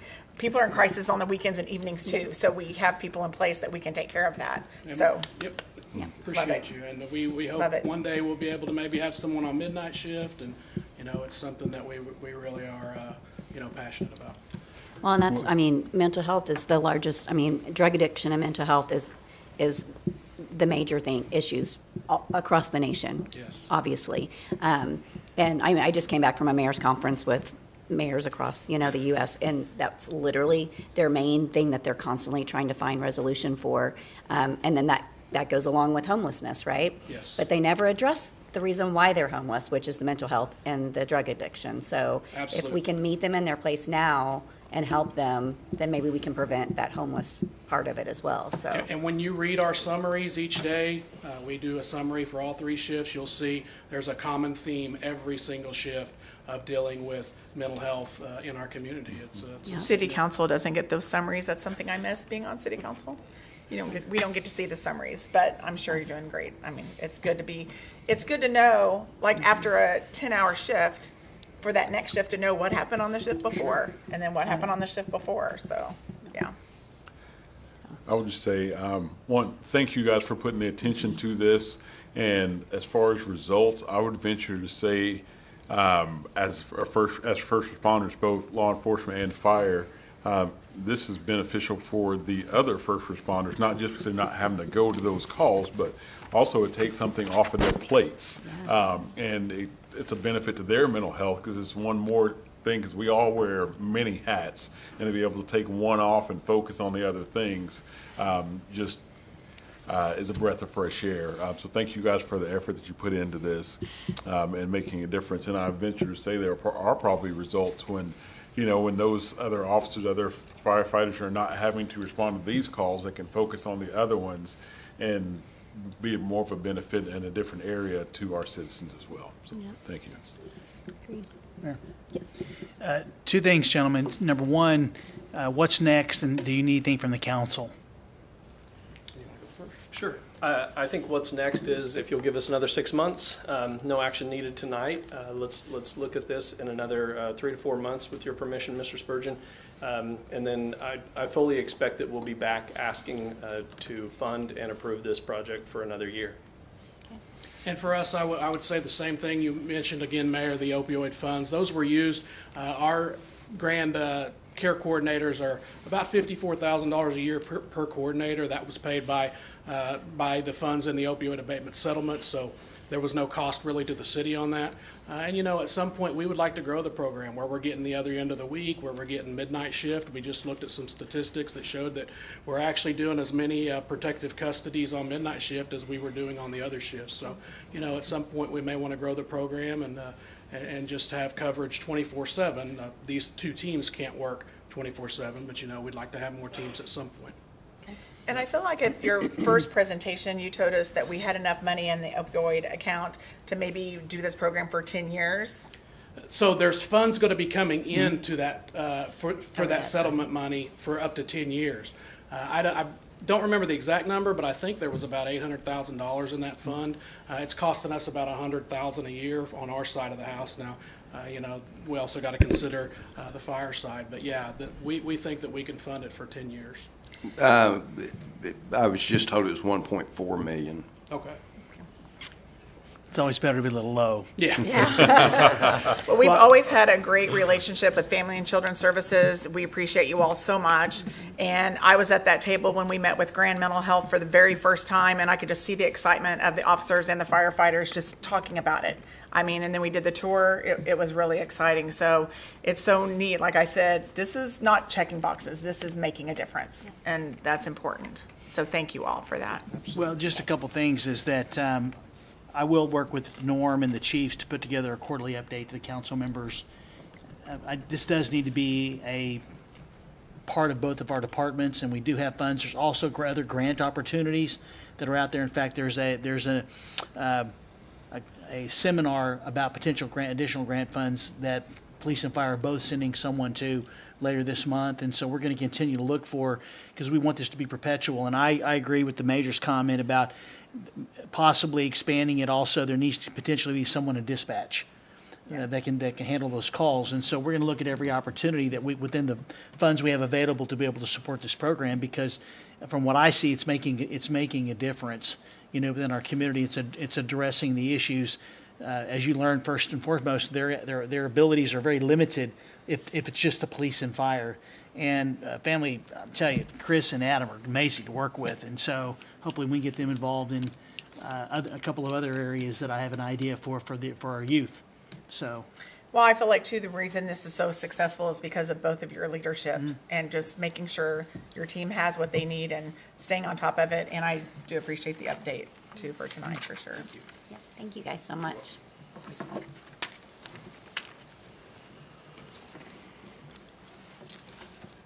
All right. Item 8 was the citizens' opportunity to address. We have none. 9A is consideration discussion.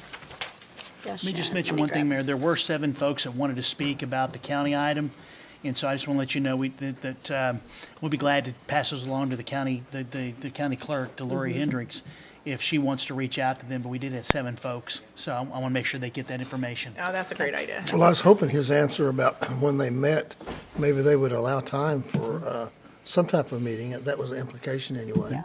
In fact, I already heard from one of those 7 who wasn't pleased they didn't get to speak, and I said, well, this is a night for the city council to speak. It wasn't a public hearing.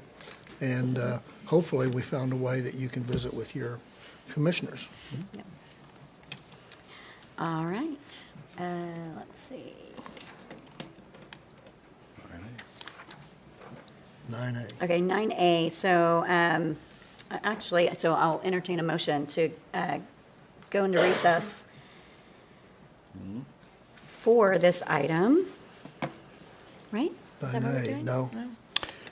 We need to go into BAMA first to transfer Yeah. an item over to Yes. the city council, so the mayor is Yeah. correct. Okay.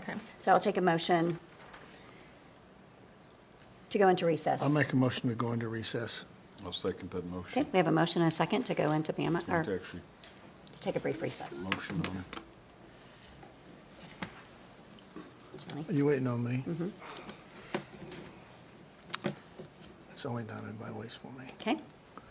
And then entertain a motion to enter into BAMA. Make a motion to enter into BAMA. I'll second that motion. We have a motion and a second. Roll call. Pickle, Yes. Green, Here. Ford, Yes. Parks, Yes. Here. Yes. That too. Wimpy. Yes. Yes, in here. Oh, in here. Sorry. We're all here. Yes. Here. All right. Call the Broken Arrow Municipal Authority meeting to order. Roll call.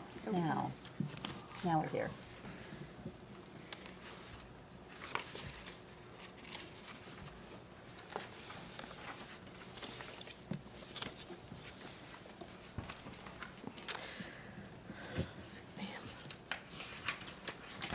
Pickle, Here. Green, Yes. Ford, Here. Parks, Here. Wimpy. Here. Are there any items to be removed from the consent agenda? Motion to approve the consent agenda. Do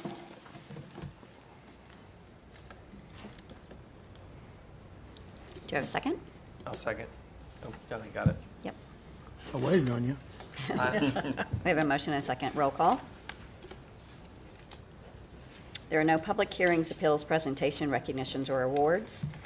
No general authority business. Any remarks from governing body members? City Manager? No, Madam Chair. There is no executive session. Make a motion to adjourn. Second. We have a motion and a second to adjourn. I thought we had an item to move from here to there. We did. It was on the. It was on consent, sir. Okay, just clarifying that. I know. We approved it. We approved it by doing that.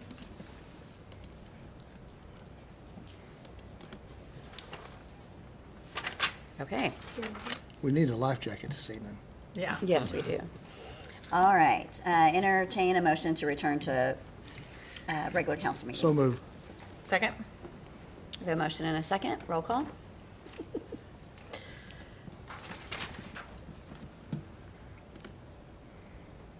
Pickle, Here. Green, Here. Ford, Here? Parks, Here. and Wimpy. Here. Yes, I'm here. We're still here. Yes. All right, so then, 9A, consideration, discussion, and possible approval of and authorization to declare Unit 712, a 2007 Kubota U45 mini excavator as surplus and authorize the transfer of ownership to the city of Nowata. Point of order, if I may. Can we explain to everybody what we just did and why we did it? I could be happy to do that for you. Yeah, absolutely. Oh, Okay. okay. I can do it, but Brian, you. No, you- I'd be happy to. Good evening, Mayor, Vice Mayor, Council, City Manager. I'm super excited to be here with you tonight to talk about this item. So super excited. this excavator was in our utility department. It served there since 2007.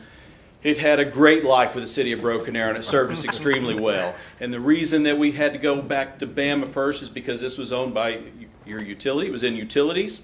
The decision I'm putting before you now is a city council item. So we had to, basically, we took that item from the BAMA side of the house and we've transferred it now to the council, or the city Because it was on side, consent, sorry. and we approved the consent on BAMA. And that shifted. So that's the reason we went there, so that we could discuss this item back in regular council. Okay? Well, I've always looked at, when you go to dispose of city property, the law is pretty clear. Trevor will tell you, you got to dot the i's and cross the t's when it comes to disposing of city property, because almost every single time it's bought with tax dollars. I mean, if it's a grant money, there's usually a match. And so it's serious business, and there needs to be a record of not only when you purchase it, but whenever you surplus it. Right. And I appreciate that explanation. It was brought to Kenny Schwab's attention, our assistant city manager, that we may have an opportunity to help another Oklahoma community. And I know everybody up here very much believes in regionalism, but helping Oklahoma communities doesn't always mean somebody right next door to you. I mean, we have people that serve on the Task Force 1 that go help other communities for emergencies. And to me, having served as a city manager, smaller community, I know exactly. We had a major fire at our transfer station, and we lost a couple of trash trucks many years ago. So I know what it's like to be here in the situation, but to have the opportunity to be able to help one of our other communities. Not only is it the right thing to do, I think we have that responsibility, and so we have that opportunity tonight. And I'm going to either Ryan or Kenny to basically explain where we're at and what we're asking of the council. Yeah, I'm proud to be here and to serve a city that just has a heart to help. I appreciate the decision here that y'all may be looking at. So all we're asking is for a transfer of ownership of a 2007 Kubota excavator that has served its life here, has been replaced, it was deemed to be surplus, and transfer that over to the city of Nowata in exchange for some labor from them after they make it through this crisis that they've had at a later date. So I'm honored that I think this trade that we're asking for highlights the inner city cooperation, and especially in times of crisis, Nowata has. By trading resources like this equipment and labor, I think that Broken Arrow and Nowata are able to support each other.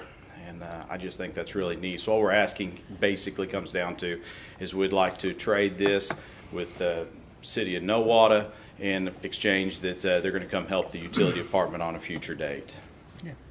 You know, I was really excited to see this on here. Certainly being able to help and work together. And Nowata has a special place for me. I taught at Tri-County, which is their technology center up there. I taught there for 13 years and had a lot of students from Nowata over there in my construction program. In fact, we went to Nowata for a couple of weeks and helped rebuild a trailer that was sitting in there that a person needed help getting a new floor, had handicapped, and my students spent 2 weeks over there working. And you might not know this, but I spent 10 years trying to get the recycling in here, and one of the biggest helpers was Nowata, because Nowata had 2 trash trucks, one new one and one old one, and they showed me both of them and how efficient those 2 trucks were in that whole community. So I do appreciate that. And it goes back, and I was visiting before the council meeting with Kenny when I was a sophomore, and I won't tell you how many years ago that was. My first ball game that I started in was in Nowata. At that time, Nowata and Broken Arrow were the same size. We was in the same conference. I don't know, they might have beat us that night. They had a couple of really fast guys. But so we go back a long way. So I was very excited to see this happen anywhere in the state, but especially with Nowata. They're a good community. And working together in that capacity, it goes back to when our cities are stronger and working together, then it makes a stronger state. And sure. Absolutely. Right, Absolutely. right. So. We do have Counselor Dean Bridges from Nowata here if he'd come down at this time. So before Mr. Bays leaves, you mentioned using this to help with the crisis in Nowata. Can you elaborate on the crisis in Nowata? Would you like to? Yes, Mayor, council members. My name's Dean Bridges. I'm on the council for Nowata. On behalf of the mayor and the other council members and our city manager, thank you so very much. On the 13th of January in the early hours, about 1:15, we got a call that our city barn was on fire. They reacted very quickly. The fire station was just around the corner. 45 minutes later, our city barn was on the ground. We've spent in the last 2 years a lot of money to upgrade our city barn with insulation and new roof and so forth, and it was gone. When we finally took note, 7 vehicles, a mini excavator, a backhoe, all repair parts for sewer and water, and stuff we don't even know is gone. And so I was 25 years in the Army, so that kind of stress is what I do. So I started working with them. I called Kenny because I know Kenny from before, and I said, Kenny, I don't know where we're at, but I'm going to ask you ask your city if they can help us with just work if we need something. He said, sure, I'll talk to the city manager, I'll talk to our council. And then he called me back and said, hey, we got this deal. I will tell you, I appreciate you guys very much, and I cannot put in words, my mayor wanted to tell you, we cannot tell you in words how much we appreciate this. And I will promise you that excavator will be used, it'll be abused, and it will help us to move forward as we overcome this position that we're in. And I cannot tell you how much it's going to help us. So thank you guys very much. We have a long road ahead, but you know what? We're also going to take it as an opportunity to rebuild and go forward. And thank you. And one thing we want to ask you, do we need some TV on this for you guys? Yeah. You do? Okay. We can get some press coverage. We'll work that out. Probably we'll work that out maybe when we take it down there. Yeah. We'll try to get this on TV and you get press coverage on it because we want to reach out and do all we can.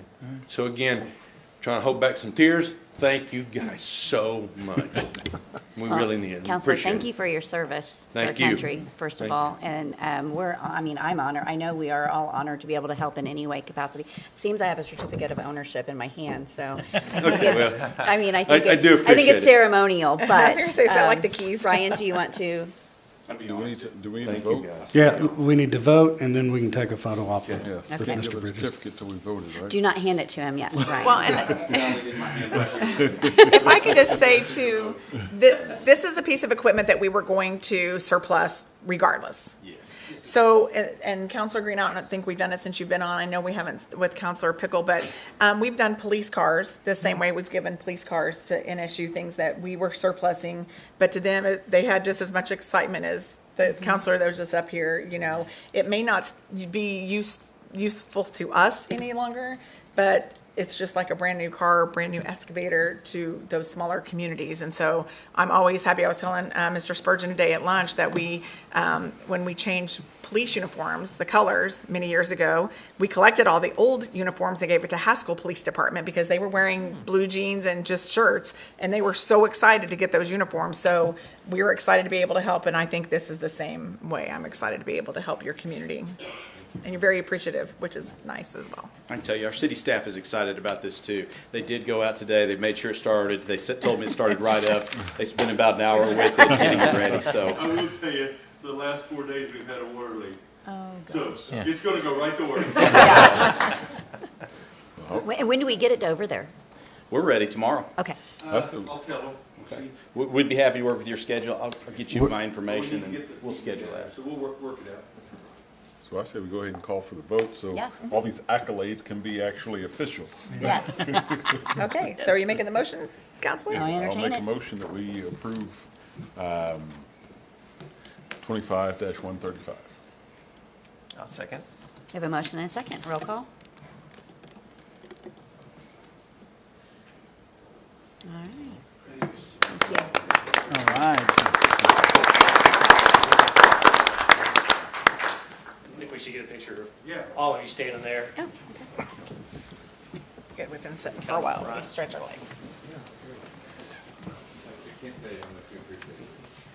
He's so excited. That's what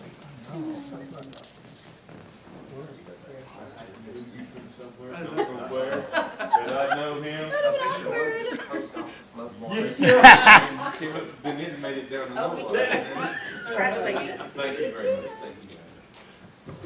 Did you know Wally? Huh? Yeah, I did. Good name go to me.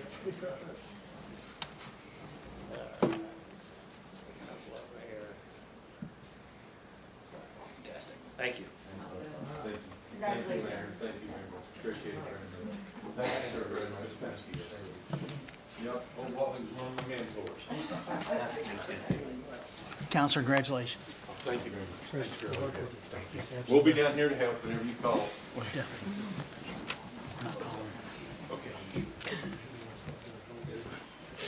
I would say never. I mean.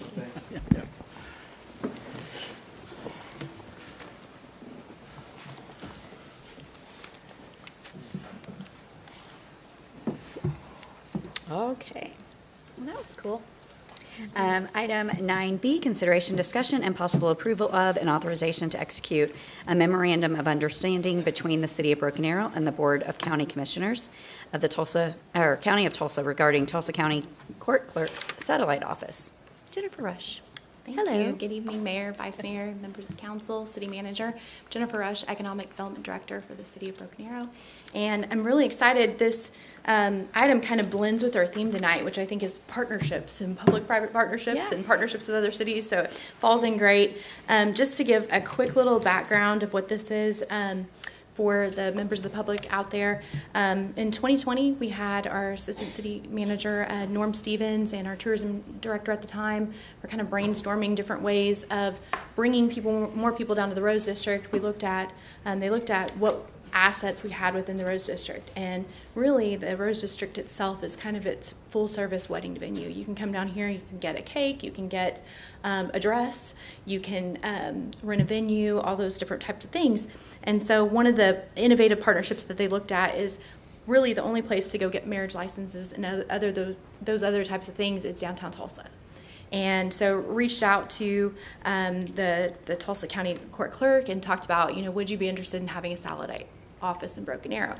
I'm really excited to talk about this just because it's been so successful that we have other cities that want to do the same thing. So once again, Broken Arrow is leading the charge, and two of you were on council when you approved the first agreement. So just to give a little bit of background, people can come down, they can get their same-day marriage licenses from that satellite office. They also offer some other no-cost civil fees, and we have a schedule of those other type of services that you can get there. We have great numbers, and I'll let the second deputy talk to you about the numbers that we have seen, but this is our 4th year going into it. What I see from a staff member is I see people come down here, I see people getting married. Our staff also accommodates weddings on a Wednesday each month, and so we have ordained staff members that will actually do the services. This isn't just bringing people down to the Rose District one time. This is bringing back, we've seen people come back to celebrate their anniversary down here. We've seen people come back and take pictures on the wall, and when they take pictures, I'm like, oh, did you get a marriage license? They're like, no, we did last year. We just came back to celebrate our anniversary. So we're really making, once again, another hallmark moment with the Rose District. And so this agreement that you guys are previewing tonight, this is just the memorandum of understanding. It's with the Tulsa County Court Clerks. This actually goes until November, October this year. I'd have to look on there. Our office, our lease, right now we're under negotiations for continuing our lease past the end of this year. So, but we're really excited about the partnership, and I'll introduce Randy Profit, our second deputy from the Tulsa County Clerk's office. He loves Broken Arrow so much that he's wearing Broken Arrow on his footwear. So he's got representing the socks, and he can kind of talk about what those numbers look like. Mayor, Vice Mayor, council members, manager, computer people. It was, first of all, I asked her not to mention the socks because I shy away from publicity, but in case we mention them. Yeah, we need to see. these socks. I like it. I don't think I have those. Yes, yes. I don't think I have those. We can do pictures I'm on the afterwards. board. It was, I think around June of 2020, I got a phone call, and we started throwing some ideas around, and it was from the city of Broken Arrow. I don't remember the exact date because I think we had a lot of stuff going on in 2020. I can't remember. Yeah, but in July, we got together. We ate at a restaurant here in the Rose District. And it was just a good marriage, if you will. Pardon the pun. It was a good marriage. And I didn't know how it was going to be. I knew I was really likable. I didn't know about you guys. But it was a good hit. We really liked it. And it's so unique. We didn't have anything to pattern it after. And so we didn't know how it was going to be. We looked at the population of Broken Arrow and the population of Tulsa County as a whole. We knew how many marriage licenses we did. So I thought if we could do 25%, I think we'd be looking pretty good. We, and probably about our 5th or 6th month, hit 25%. And then we hit 30%. And then we hit 35%. This last year, total in Tulsa County, we did 4,953 marriage licenses total for all Tulsa County. At 123 North Main here in Broken Arrow, we did 2,058 of those. Wow. So we did 42%. If you do the math, I didn't do the math, I did the calculator, but if you do that, it comes out to 42%. And it started out in the beginning of the year less than that, so it grew, so it ended up at 42%. So it's a growth rate, is what I'm saying. So I think we're going to, our manager there in Broken Arrow, she's pushing hard to get 50% because she just wants to do that as a badge of honor. But we also added other types of civil filings. We have several law firms that use it daily that come in so they don't have to drive 20, 25, 30 minutes and charge our clients an hour to file something. And it's just, it's been a benefit, I think, for so many people. We've also added other different county offices and afforded them the opportunity to come here. And so you could pay your property taxes. At one time a year, they open up where they're there to receive property tax filings. And they also, you can get your deed there printed. There's several other things that we're doing with the county clerk and the treasurer and the assessor's office. We love this partnership and we're committed to it. So I just wanted to let you know that we're very, very excited and we're looking forward to the future. Thank you. Well, I did not get married there, but I do pay my property taxes there. And it is, I mean, because I've had to go downtown too, and I would much rather go to Broken Arrow. And it's just a constant flow. Every time we're down there, people are so happy and everything's going great. But also your staff is amazing. They're very friendly, and I can see where they're really pushing to get that 50%. Yeah. But they're very friendly, and I've always had a good experience anytime I've gone there. We did 391 weddings outside of our office there on Wedding Wednesdays. And there were other weddings besides that happened when people brought their own officiant. So if you, I don't know what the number is in Oklahoma for the #1 spot to get married, but I would say we're probably pretty close to that little spot on 123 North Main as a #1 wedding spot in all of Oklahoma. So it's pretty neat. But what that means is you've got 4,000 people at least that are staying here and on Main Street, going to restaurants, going to the bar, going to the ice cream shop or coffee shop or something like that when they would have been going to downtown Tulsa. That's right. That's exactly okay. Right. Any questions? Great job. Very impressive. Thank you, sir. Yeah. All right. Thank you. I'll make a motion to approve item 24-1654. Thank you. I'll second that motion. We have a motion and a second. Roll call.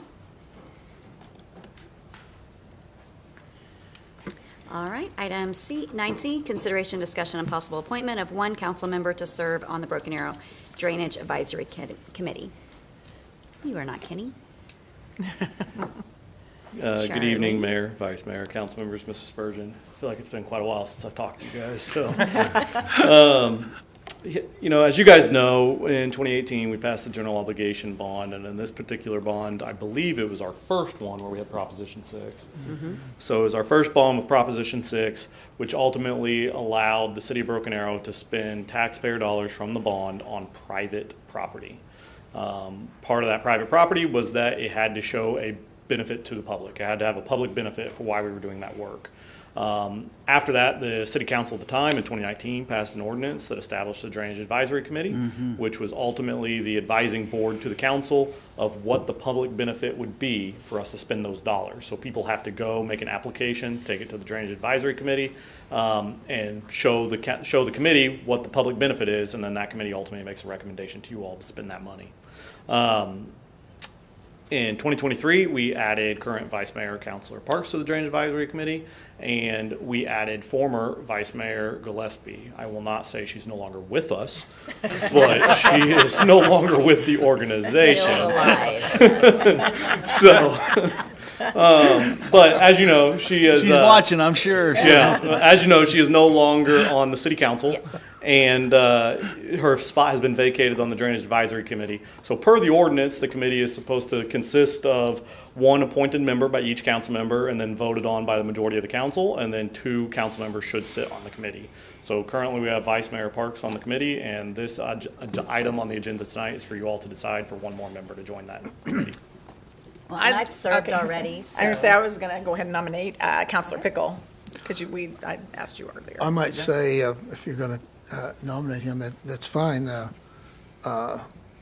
It's a good committee to be on. They don't meet very often, maybe once every 2 to 3 months. But you do learn a lot. You do learn a lot from that committee, and there's a lot of experts on that committee as far as from our citizens. But it's just simply, as he was mentioning, it's the state passed the law, and I think we're one of the first cities that use that law, is that you can take public dollars and spend it on private property if you're benefiting the public. So go on private property with public dollars if it helps the city. So if there's a sewer line, a city has a sewer main, that if somebody's yard is washing in and trying to wash it away, see, that is a public and a private. So we can vote on that, look at that, bring it to the council, they vote on it, after they look at it, and we can actually take those dollars and go onto that private property and repair that so it doesn't damage our sewer line. So it's a good committee. Learn a lot sitting on it. Councilor Parks brought up a great topic I should have mentioned. We target having quarterly meetings, only 4 meetings a year. We hold them right here in the chambers. We try to make them efficient, but I think our staff and the applicants do a really good job presenting the project and let the committee vote. They do. Just one minor clarification. It is on private property, but as part of the process, we usually have those private property owners dedicate a stormwater easement or sewer easement, and that way it's clear that we can go in there and make sure that we have a property interest. So we don't have to own it outright, but we do have to have a minor property interest. It's called I's and T's. Yeah.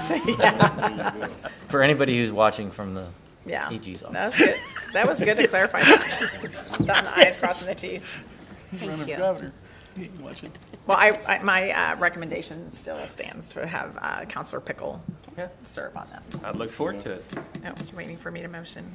Need a click. I'll second it. We have a motion and a second. Roll call.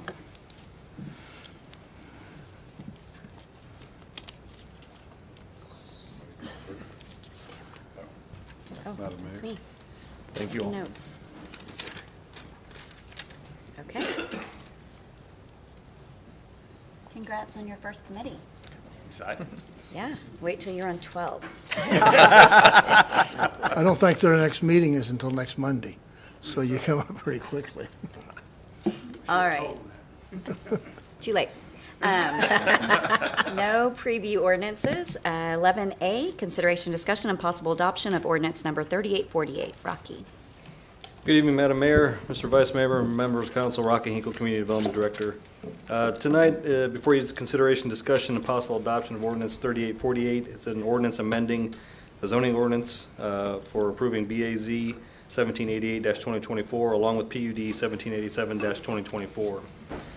This case was heard before the council and approved by council on January 7th, 2025. Staff is recommending adoption of ordinance number 3848 and approving the subsequent emergency clause. All right, any discussion or questions? I make a motion, we approve the ordinance. We have a motion and a second. All right. Item B is the emergency clause. Motion to approve the emergency clause? I'll second. We have a motion and a second. Roll call. It hadn't come up yet. I didn't see it. There we go. There it is.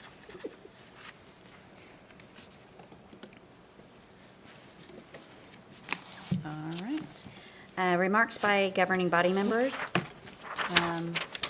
I literally flew in, grabbed my bag, and flew and rushed right over here from DC. Had a great U.S. Mayor's Conference this last week there, and then was able to attend the 60th inauguration of our 47th president, which was really cool. We did not get to attend outside like everybody thought we were going to be able to, but did spend was in a watch party with one of our senators, so that was nice to be inside because it was so cold. Holy cow! Got to meet Franklin Graham randomly. Lee Greenwood walked right past me at one point, and then so it was pretty cool experience. It looks like Senator Langford really rolled out the red carpet. Looked like he gave you all breakfast and snacks. Chick-fil-A. Yeah. Yep, he sure did. Yep, it was great. So. I'll say well, the four of us that were in town, we had the opportunity to attend the fire department's awards banquet, where they were able to honor a lot of our heroes that work very hard for our citizens every day. And the week prior, we attended the police department award banquet, so those heroes are also recognized. So it's an honor to be able to be a part of those two events. I did wear a red dress on Saturday in honor of the fire awards, even though I wasn't there with you guys. So, anyone else? City manager? I do, Mayor, if I can. I just have a couple of things. Personnel-wise, I wanted to mention that late last week was the arbitration hearing for one of our police officers that was terminated. I want to let the council know that that was a 2-day arbitration, and it normally takes about 60 to 90 days to get the decision from the arbitrator. Also, those officers that were terminated in connection with the ammunition, they start next week. And there were 3 officers that were terminated, so there'll be 3 separate arbitrations. So I wanted to let you know about that. Also, I did attend the same meeting the mayor did with Commissioner Stan Salee regarding bridges and the condition of, there's state bridges in this one category, and then there's another category which consists of county and city bridges. And obviously, we looked at 2 bridges that really are just beyond their useful life, 1920 and 1912 respectively. And they have asked, I believe, one of our senators, maybe the sponsor or co-sponsor of a bill, that they would come up some money for this year to make, if it's approved and becomes law, statewide to help with the bridge issue. And so it's a real problem. Obviously, people don't think about bridges or water lines or sewer lines, but they have useful lives. And we're talking about buses driving over these 1-lane bridges have been around that it's a real concern, but it was a real eye-opener. Yeah, walking across it was very scary. Yeah. Were these bridges in Tulsa County or Wagner County? The 2 we saw today were in Tulsa County. I'm glad you mentioned that, Counselor. I'm going to have Cricket copy and send you the packet of information that I received today, which gives you a breakdown of, I believe, like the off bridges is what they're called, I believe, Kenny, off bridges. Yes. Yeah, off-system bridges. There's like 30 in Tulsa County. And it'll show you the breakdown of it, of how many are each county. And so I just want to make sure you have it because it's something that I certainly would like to see the legislature and the governor work together on to help. I mean, obviously, up to $50 million is a proverbial drop in the bucket, but it would help with all over the state. They've got these bridge issues, so that was something that I found certainly important. A few other items. I just want to mention that the OML dinner we were going to have at Cattleman's, that's been moved to February 6th because of the weather. It got moved, and so if you're interested in going, I think some of you responded. I think it's important. It's a great networking opportunity. A lot of our legislators stopped by as well, so that's something I wanted to mention. Also, the Chamber's annual gala is on February 1st. I think it's going to be an amazing event, and I'm super excited for. Do you have your mask? I'll be getting a mask. Okay. So, I'm trying to find the right one. I'm going to make sure not to do a metal one this year because I wear magnetic lashes and I'm sticking to my mask. No, but it's very exciting. I mean, the Chamber has a lot to celebrate in our community, and being our number one key partner along with the school district. I don't know who's 1A or 1B, but they're both number one partner. It's important that we're going to be supporting them, and James is doing a really good job in his team of leading things. So I know they're here tonight, and I wanted to give them a shout out. I also had a conversation today with the executive director of the Tulsa County City Library about South Broken Arrow Library and an opportunity to partner with them for something potentially for council to consider part of the general obligation bond package next year. And so I'm going to have Trevor and Nate Ellis speak to their attorney about how a partnership would work and make sure that's clear. Then I'm going to have Charlie. He doesn't know this yet, but Charlie's going to talk to their folks just to get a concept of what they're looking at doing for their project, just so we can be aware. And then that's something I'm going to bring to part of. If it's legal, we can do this to present to the voters. It'll be a part of to the council for your consideration.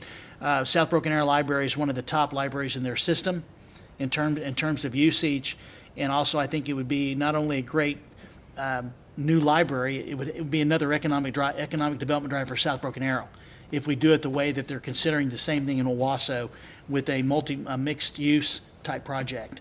So that was very exciting. Let's see if anything else. I've sent council a copy of the first agenda for the bond package. You might still be reading it because it was lengthy. But there's a lot that went on in that first meeting. We'll be meeting with Build a Better Broken Arrow in early February because obviously they're the partner with us in terms of the campaigning that'll go on next year, but they're a part of this process throughout the entire year. So there's just a lot happening, and starting next month I'll have just a brief update on the agenda for the council because I want to make sure everyone's aware of what's been going on. It'll be just like, here's what we've been accomplishing since the last meeting and some action steps that are coming forward. And all this is going to culminate. First phase really is to present everything to you about a month ahead of time after the budget's adopted. Then we'll actually go into having some special meetings to look at the entire package for your consideration, getting ready for the public forums that we'll have, micro surveys, public forums. The voters have an opportunity to come out and see the project so we can finalize everything. So that's all I have. That's it? Okay. All right, we do have an executive session, so I'll entertain a motion to take a brief recess. So move. Second. Who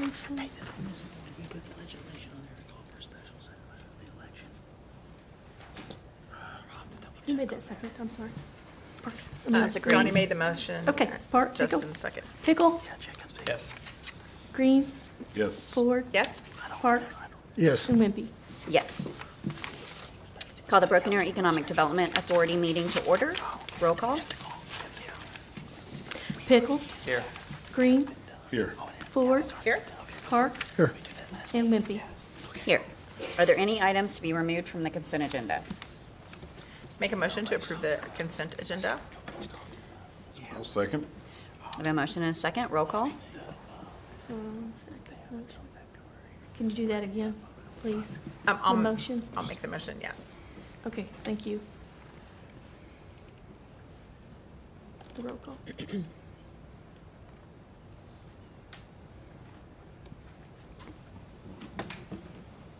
we go. All right. Item 5 is 5A, presentation of the Aspen Ridge update. Jennifer Rush. Hi again. Chair, Vice Chair, Trustees, City Manager, Jennifer Rush, Economic Development Director. Here to introduce Mr. Steve Easley with Oak Trust Development to provide us an update of the Aspen Ridge development. I think The public's really excited. The Roaster's been open. Everybody's utilizing that. We have a lot of new restaurants and things inside. So he's got some updates about additional things coming into the area and kind of give you an overall picture of this. So, yeah. Yeah, it's South BA's favorite date night place, the grocery store. Like, who knew? Hello, Mayor, Vice Mayor, congratulations, Vice Mayor. Council members, congratulations, Council Pickle. We haven't actually met that I know of, but I wish you luck. Mr. Spurgeon, always good to see you. You too. I'd like to start with a motion that when I come for updates, that we move it to the beginning I of know, the I was just agenda. I was thinking the same thing. I'm like, man, this is last thing. Sorry. No, exciting things going on at Aspen Ridge. Brookshire Research is up, open. It's all the talk of everyone in Tulsa, Bixby, Broken Arrow, everywhere I go. And the update from Brookshire is that the store is setting records. So it's awesome. It's hitting every mark that they wanted. And I personally have a new project that was hinged on the success of that store. And you'll see probably in the next, well, before I leave for ICSC, you'll probably see a news announcement about what that's going to be. There's opportunity to basically replicate Aspen Ridge in Broken Arrow again in the eastern part of the town. And I look forward over the next year to work with you guys on trying to figure out what the right location is for that.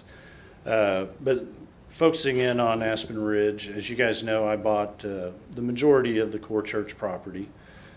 We have sold all the frontage on that and have 5 more restaurants coming in there.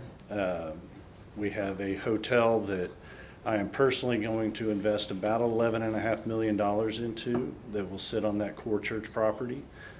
We hope to have a flag for that here in the next 2 months, 3 months. We've hired our management team. We know kind of who's coming into that. So we will be bringing a hotel. We don't know the size. It's, you know, like anything I do, it's not going to be cheap. It's not going to be ugly. If you guys have noticed, you know, we've got a lot of things opening up in the restaurant side over there. And you may have noticed when, what is it, the Chinese restaurant or the Asian restaurant? Panda. Panda. You may have come up when Panda put up a 50-foot sign a few months ago, and I appreciate you guys working hard with our companies that are coming in and really being helpful. They put up that 50-foot sign, and I saw it and said, take it down. You guys had approved, or the city had approved it. It met all the requirements, but it didn't meet my requirements. And I'm holding a standard at Aspen Ridge, including on the core church property, that doesn't allow that. If you see the Chick-fil-A sign, you won't see that sign anywhere else, most likely in America, but it met our standards. So I think that's important in what is happening in what I call Aspen Ridge, but in South Broken Arrow in general. For lack of a better term, we've got a lot of Texans that are bouncing around over there trying to carpetbag and come in and make money off of what we all worked real hard to put together, and I just hope that they hold to the same type standards. I think the opportunity for South Broken Arrow is only going to grow from here. I'm a believer in the Innovation District. More than happy to be a partner in whatever happens there. I think the secret to South Broken Arrow is you guys. None of us would have got it there. If you know what a Braxton study is what all of these companies that are now sitting there do to decide if they want to come. And when we started this 4 years ago, 5 years ago, whenever we first started this, that district, that area, it was what they call green on a Braxton study. It did not qualify for anything that we have sitting there today. So we wouldn't have got there without being a true public-private partnership. And that public-private partnership continues to this day. And I think for the district to expand, possibly eventually all the way to Elm, is going to require more of that of you guys, whether it's with me or with another developer. I encourage you guys to keep working to make South Broken Arrow. I think the opportunity is there. I think we have set an example of what a public-private partnership is. And that example, as you'll see in two other developments that I'll announce in 2025, is the example that we're following and that other communities are looking at and making decisions based on. So I think the city of Broken Arrow in general should take pride in it. I think your team, this wouldn't have happened without Norm and Kenny and Michael and Deborah. I mean, all of you guys. It just wouldn't have happened. And you guys walked through this with me, but we had to win research over twice. Yeah. You know, we started this during COVID. Yeah. When everyone was hiding, Broken Arrow was fighting. And that's why we got it. So it's encouraging. And I think the team at Brookshire would entertain at least one, if not three, more stores in this city. So let's go get them. Yep. So, Yeah. but I'm open to any question. I will send each of you an email tomorrow with the names of what we have coming. I don't feel comfortable making a public announcement, but I do feel comfortable sharing it. Let me just say this. If you send the council members an email, it's public record, Steve. Oh, yeah. Okay. I'll, So if you want to share that with them, you can certainly do that individually.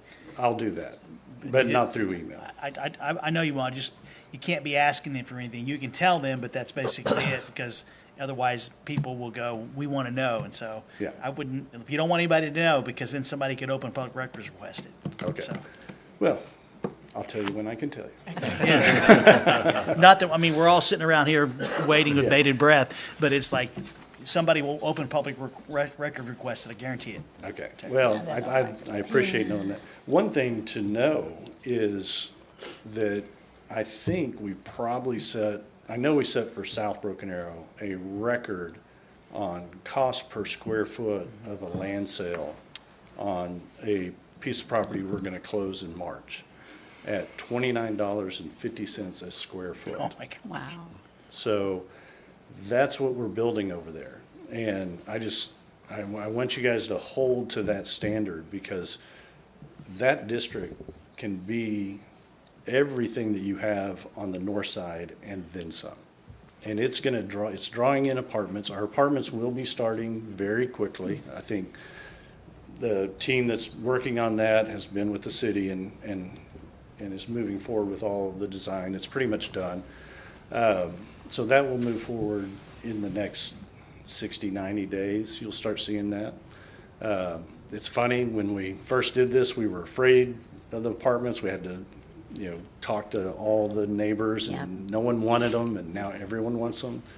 When we started this project, no one wanted access to it. They wanted us to shut off the road and put a gate up, and now are you hearing that everyone's they like, want it open? why do we have to drive around? So, Oh, really?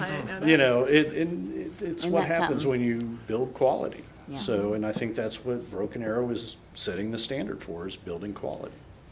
Now, I know there's supposed to be retail in there. Is that something that is that Yeah. on your list of things that we may be able to Yeah, we someday learn do about? have, Legacy has their two buildings getting ready to open. Our inline retail, we finally got Crown Castle to sign off Good. on getting the easement removed. Okay. So we can technically finish Research Pad. We have been under if you know Crown Castle, they own 40,000 cell towers. Oh, wow. Yeah. They are a $3.8 billion a year company. So we needed a easement moved, and it'd be like standing at the feet of King Kong and whispering and trying to get him to hear you. I mean, it was a nightmare, and it almost crashed the deal. Yeah. I mean, we've had so many things on this project that we've had to just manage, work the problem. And as a team, as a public-private partnership, we've been able to successfully do that. So anyway, I look so forward. I've got some big projects in mind that Mr. Spurgeon and I have talked about that I really want to see for Broken Arrow. I'm trying to limit myself to 2 or 3 projects a year, but my projects are going from $50 million projects to $250 million projects. So our team has over $1 billion under development now. Wow. And we will be always open to developing in Broken Arrow. Wonderful. So the apartments were gonna be built, when are they gonna be started? You said in the next 3 months? Yeah. Yeah, I think you'll see dirt turning by summer for sure, but I really think you'll see it sometime in April. Well, you know, we convinced the citizens that we needed it, it was gonna be there, and now they're wanting to know, well, it's not gonna be there, and I'll keep telling you, yes, it's gonna be there. Yeah. So, You know, it's going to be there, and it's still the same design that I started with originally. You know, you guys have lived it. I mean, we've gone through COVID. We've seen interest rates go from 2% to 8%. Construction costs go up almost 40%. Mm-hmm. I mean, it has been a interesting 4 years with our past leadership. And we're all looking forward. We're seeing signs that moving forward, there's a lot of energy coming into the community. My phone was ringing on Monday about a project that you guys will also hear about in the news soon. There's big things happening, and retailers are starting to really start looking. And I know you guys have got some stuff on the south side of the highway that I hear about, and I hope all that comes to fruition. So, but I'm open to any questions you guys have that I can answer. Any questions? It's exciting. I'm excited for the development. Well, and hopefully you guys are getting over there and going in the store. It's interesting to hear the different towns that I go to that all of their city leadership is going to that store. So it's amazing. They're having date night. They literally are having date they night. are, yes. So Yeah. one mayor that I'm working with said, well, if you do at our town what you did over there, my girlfriend's gonna make me marry her.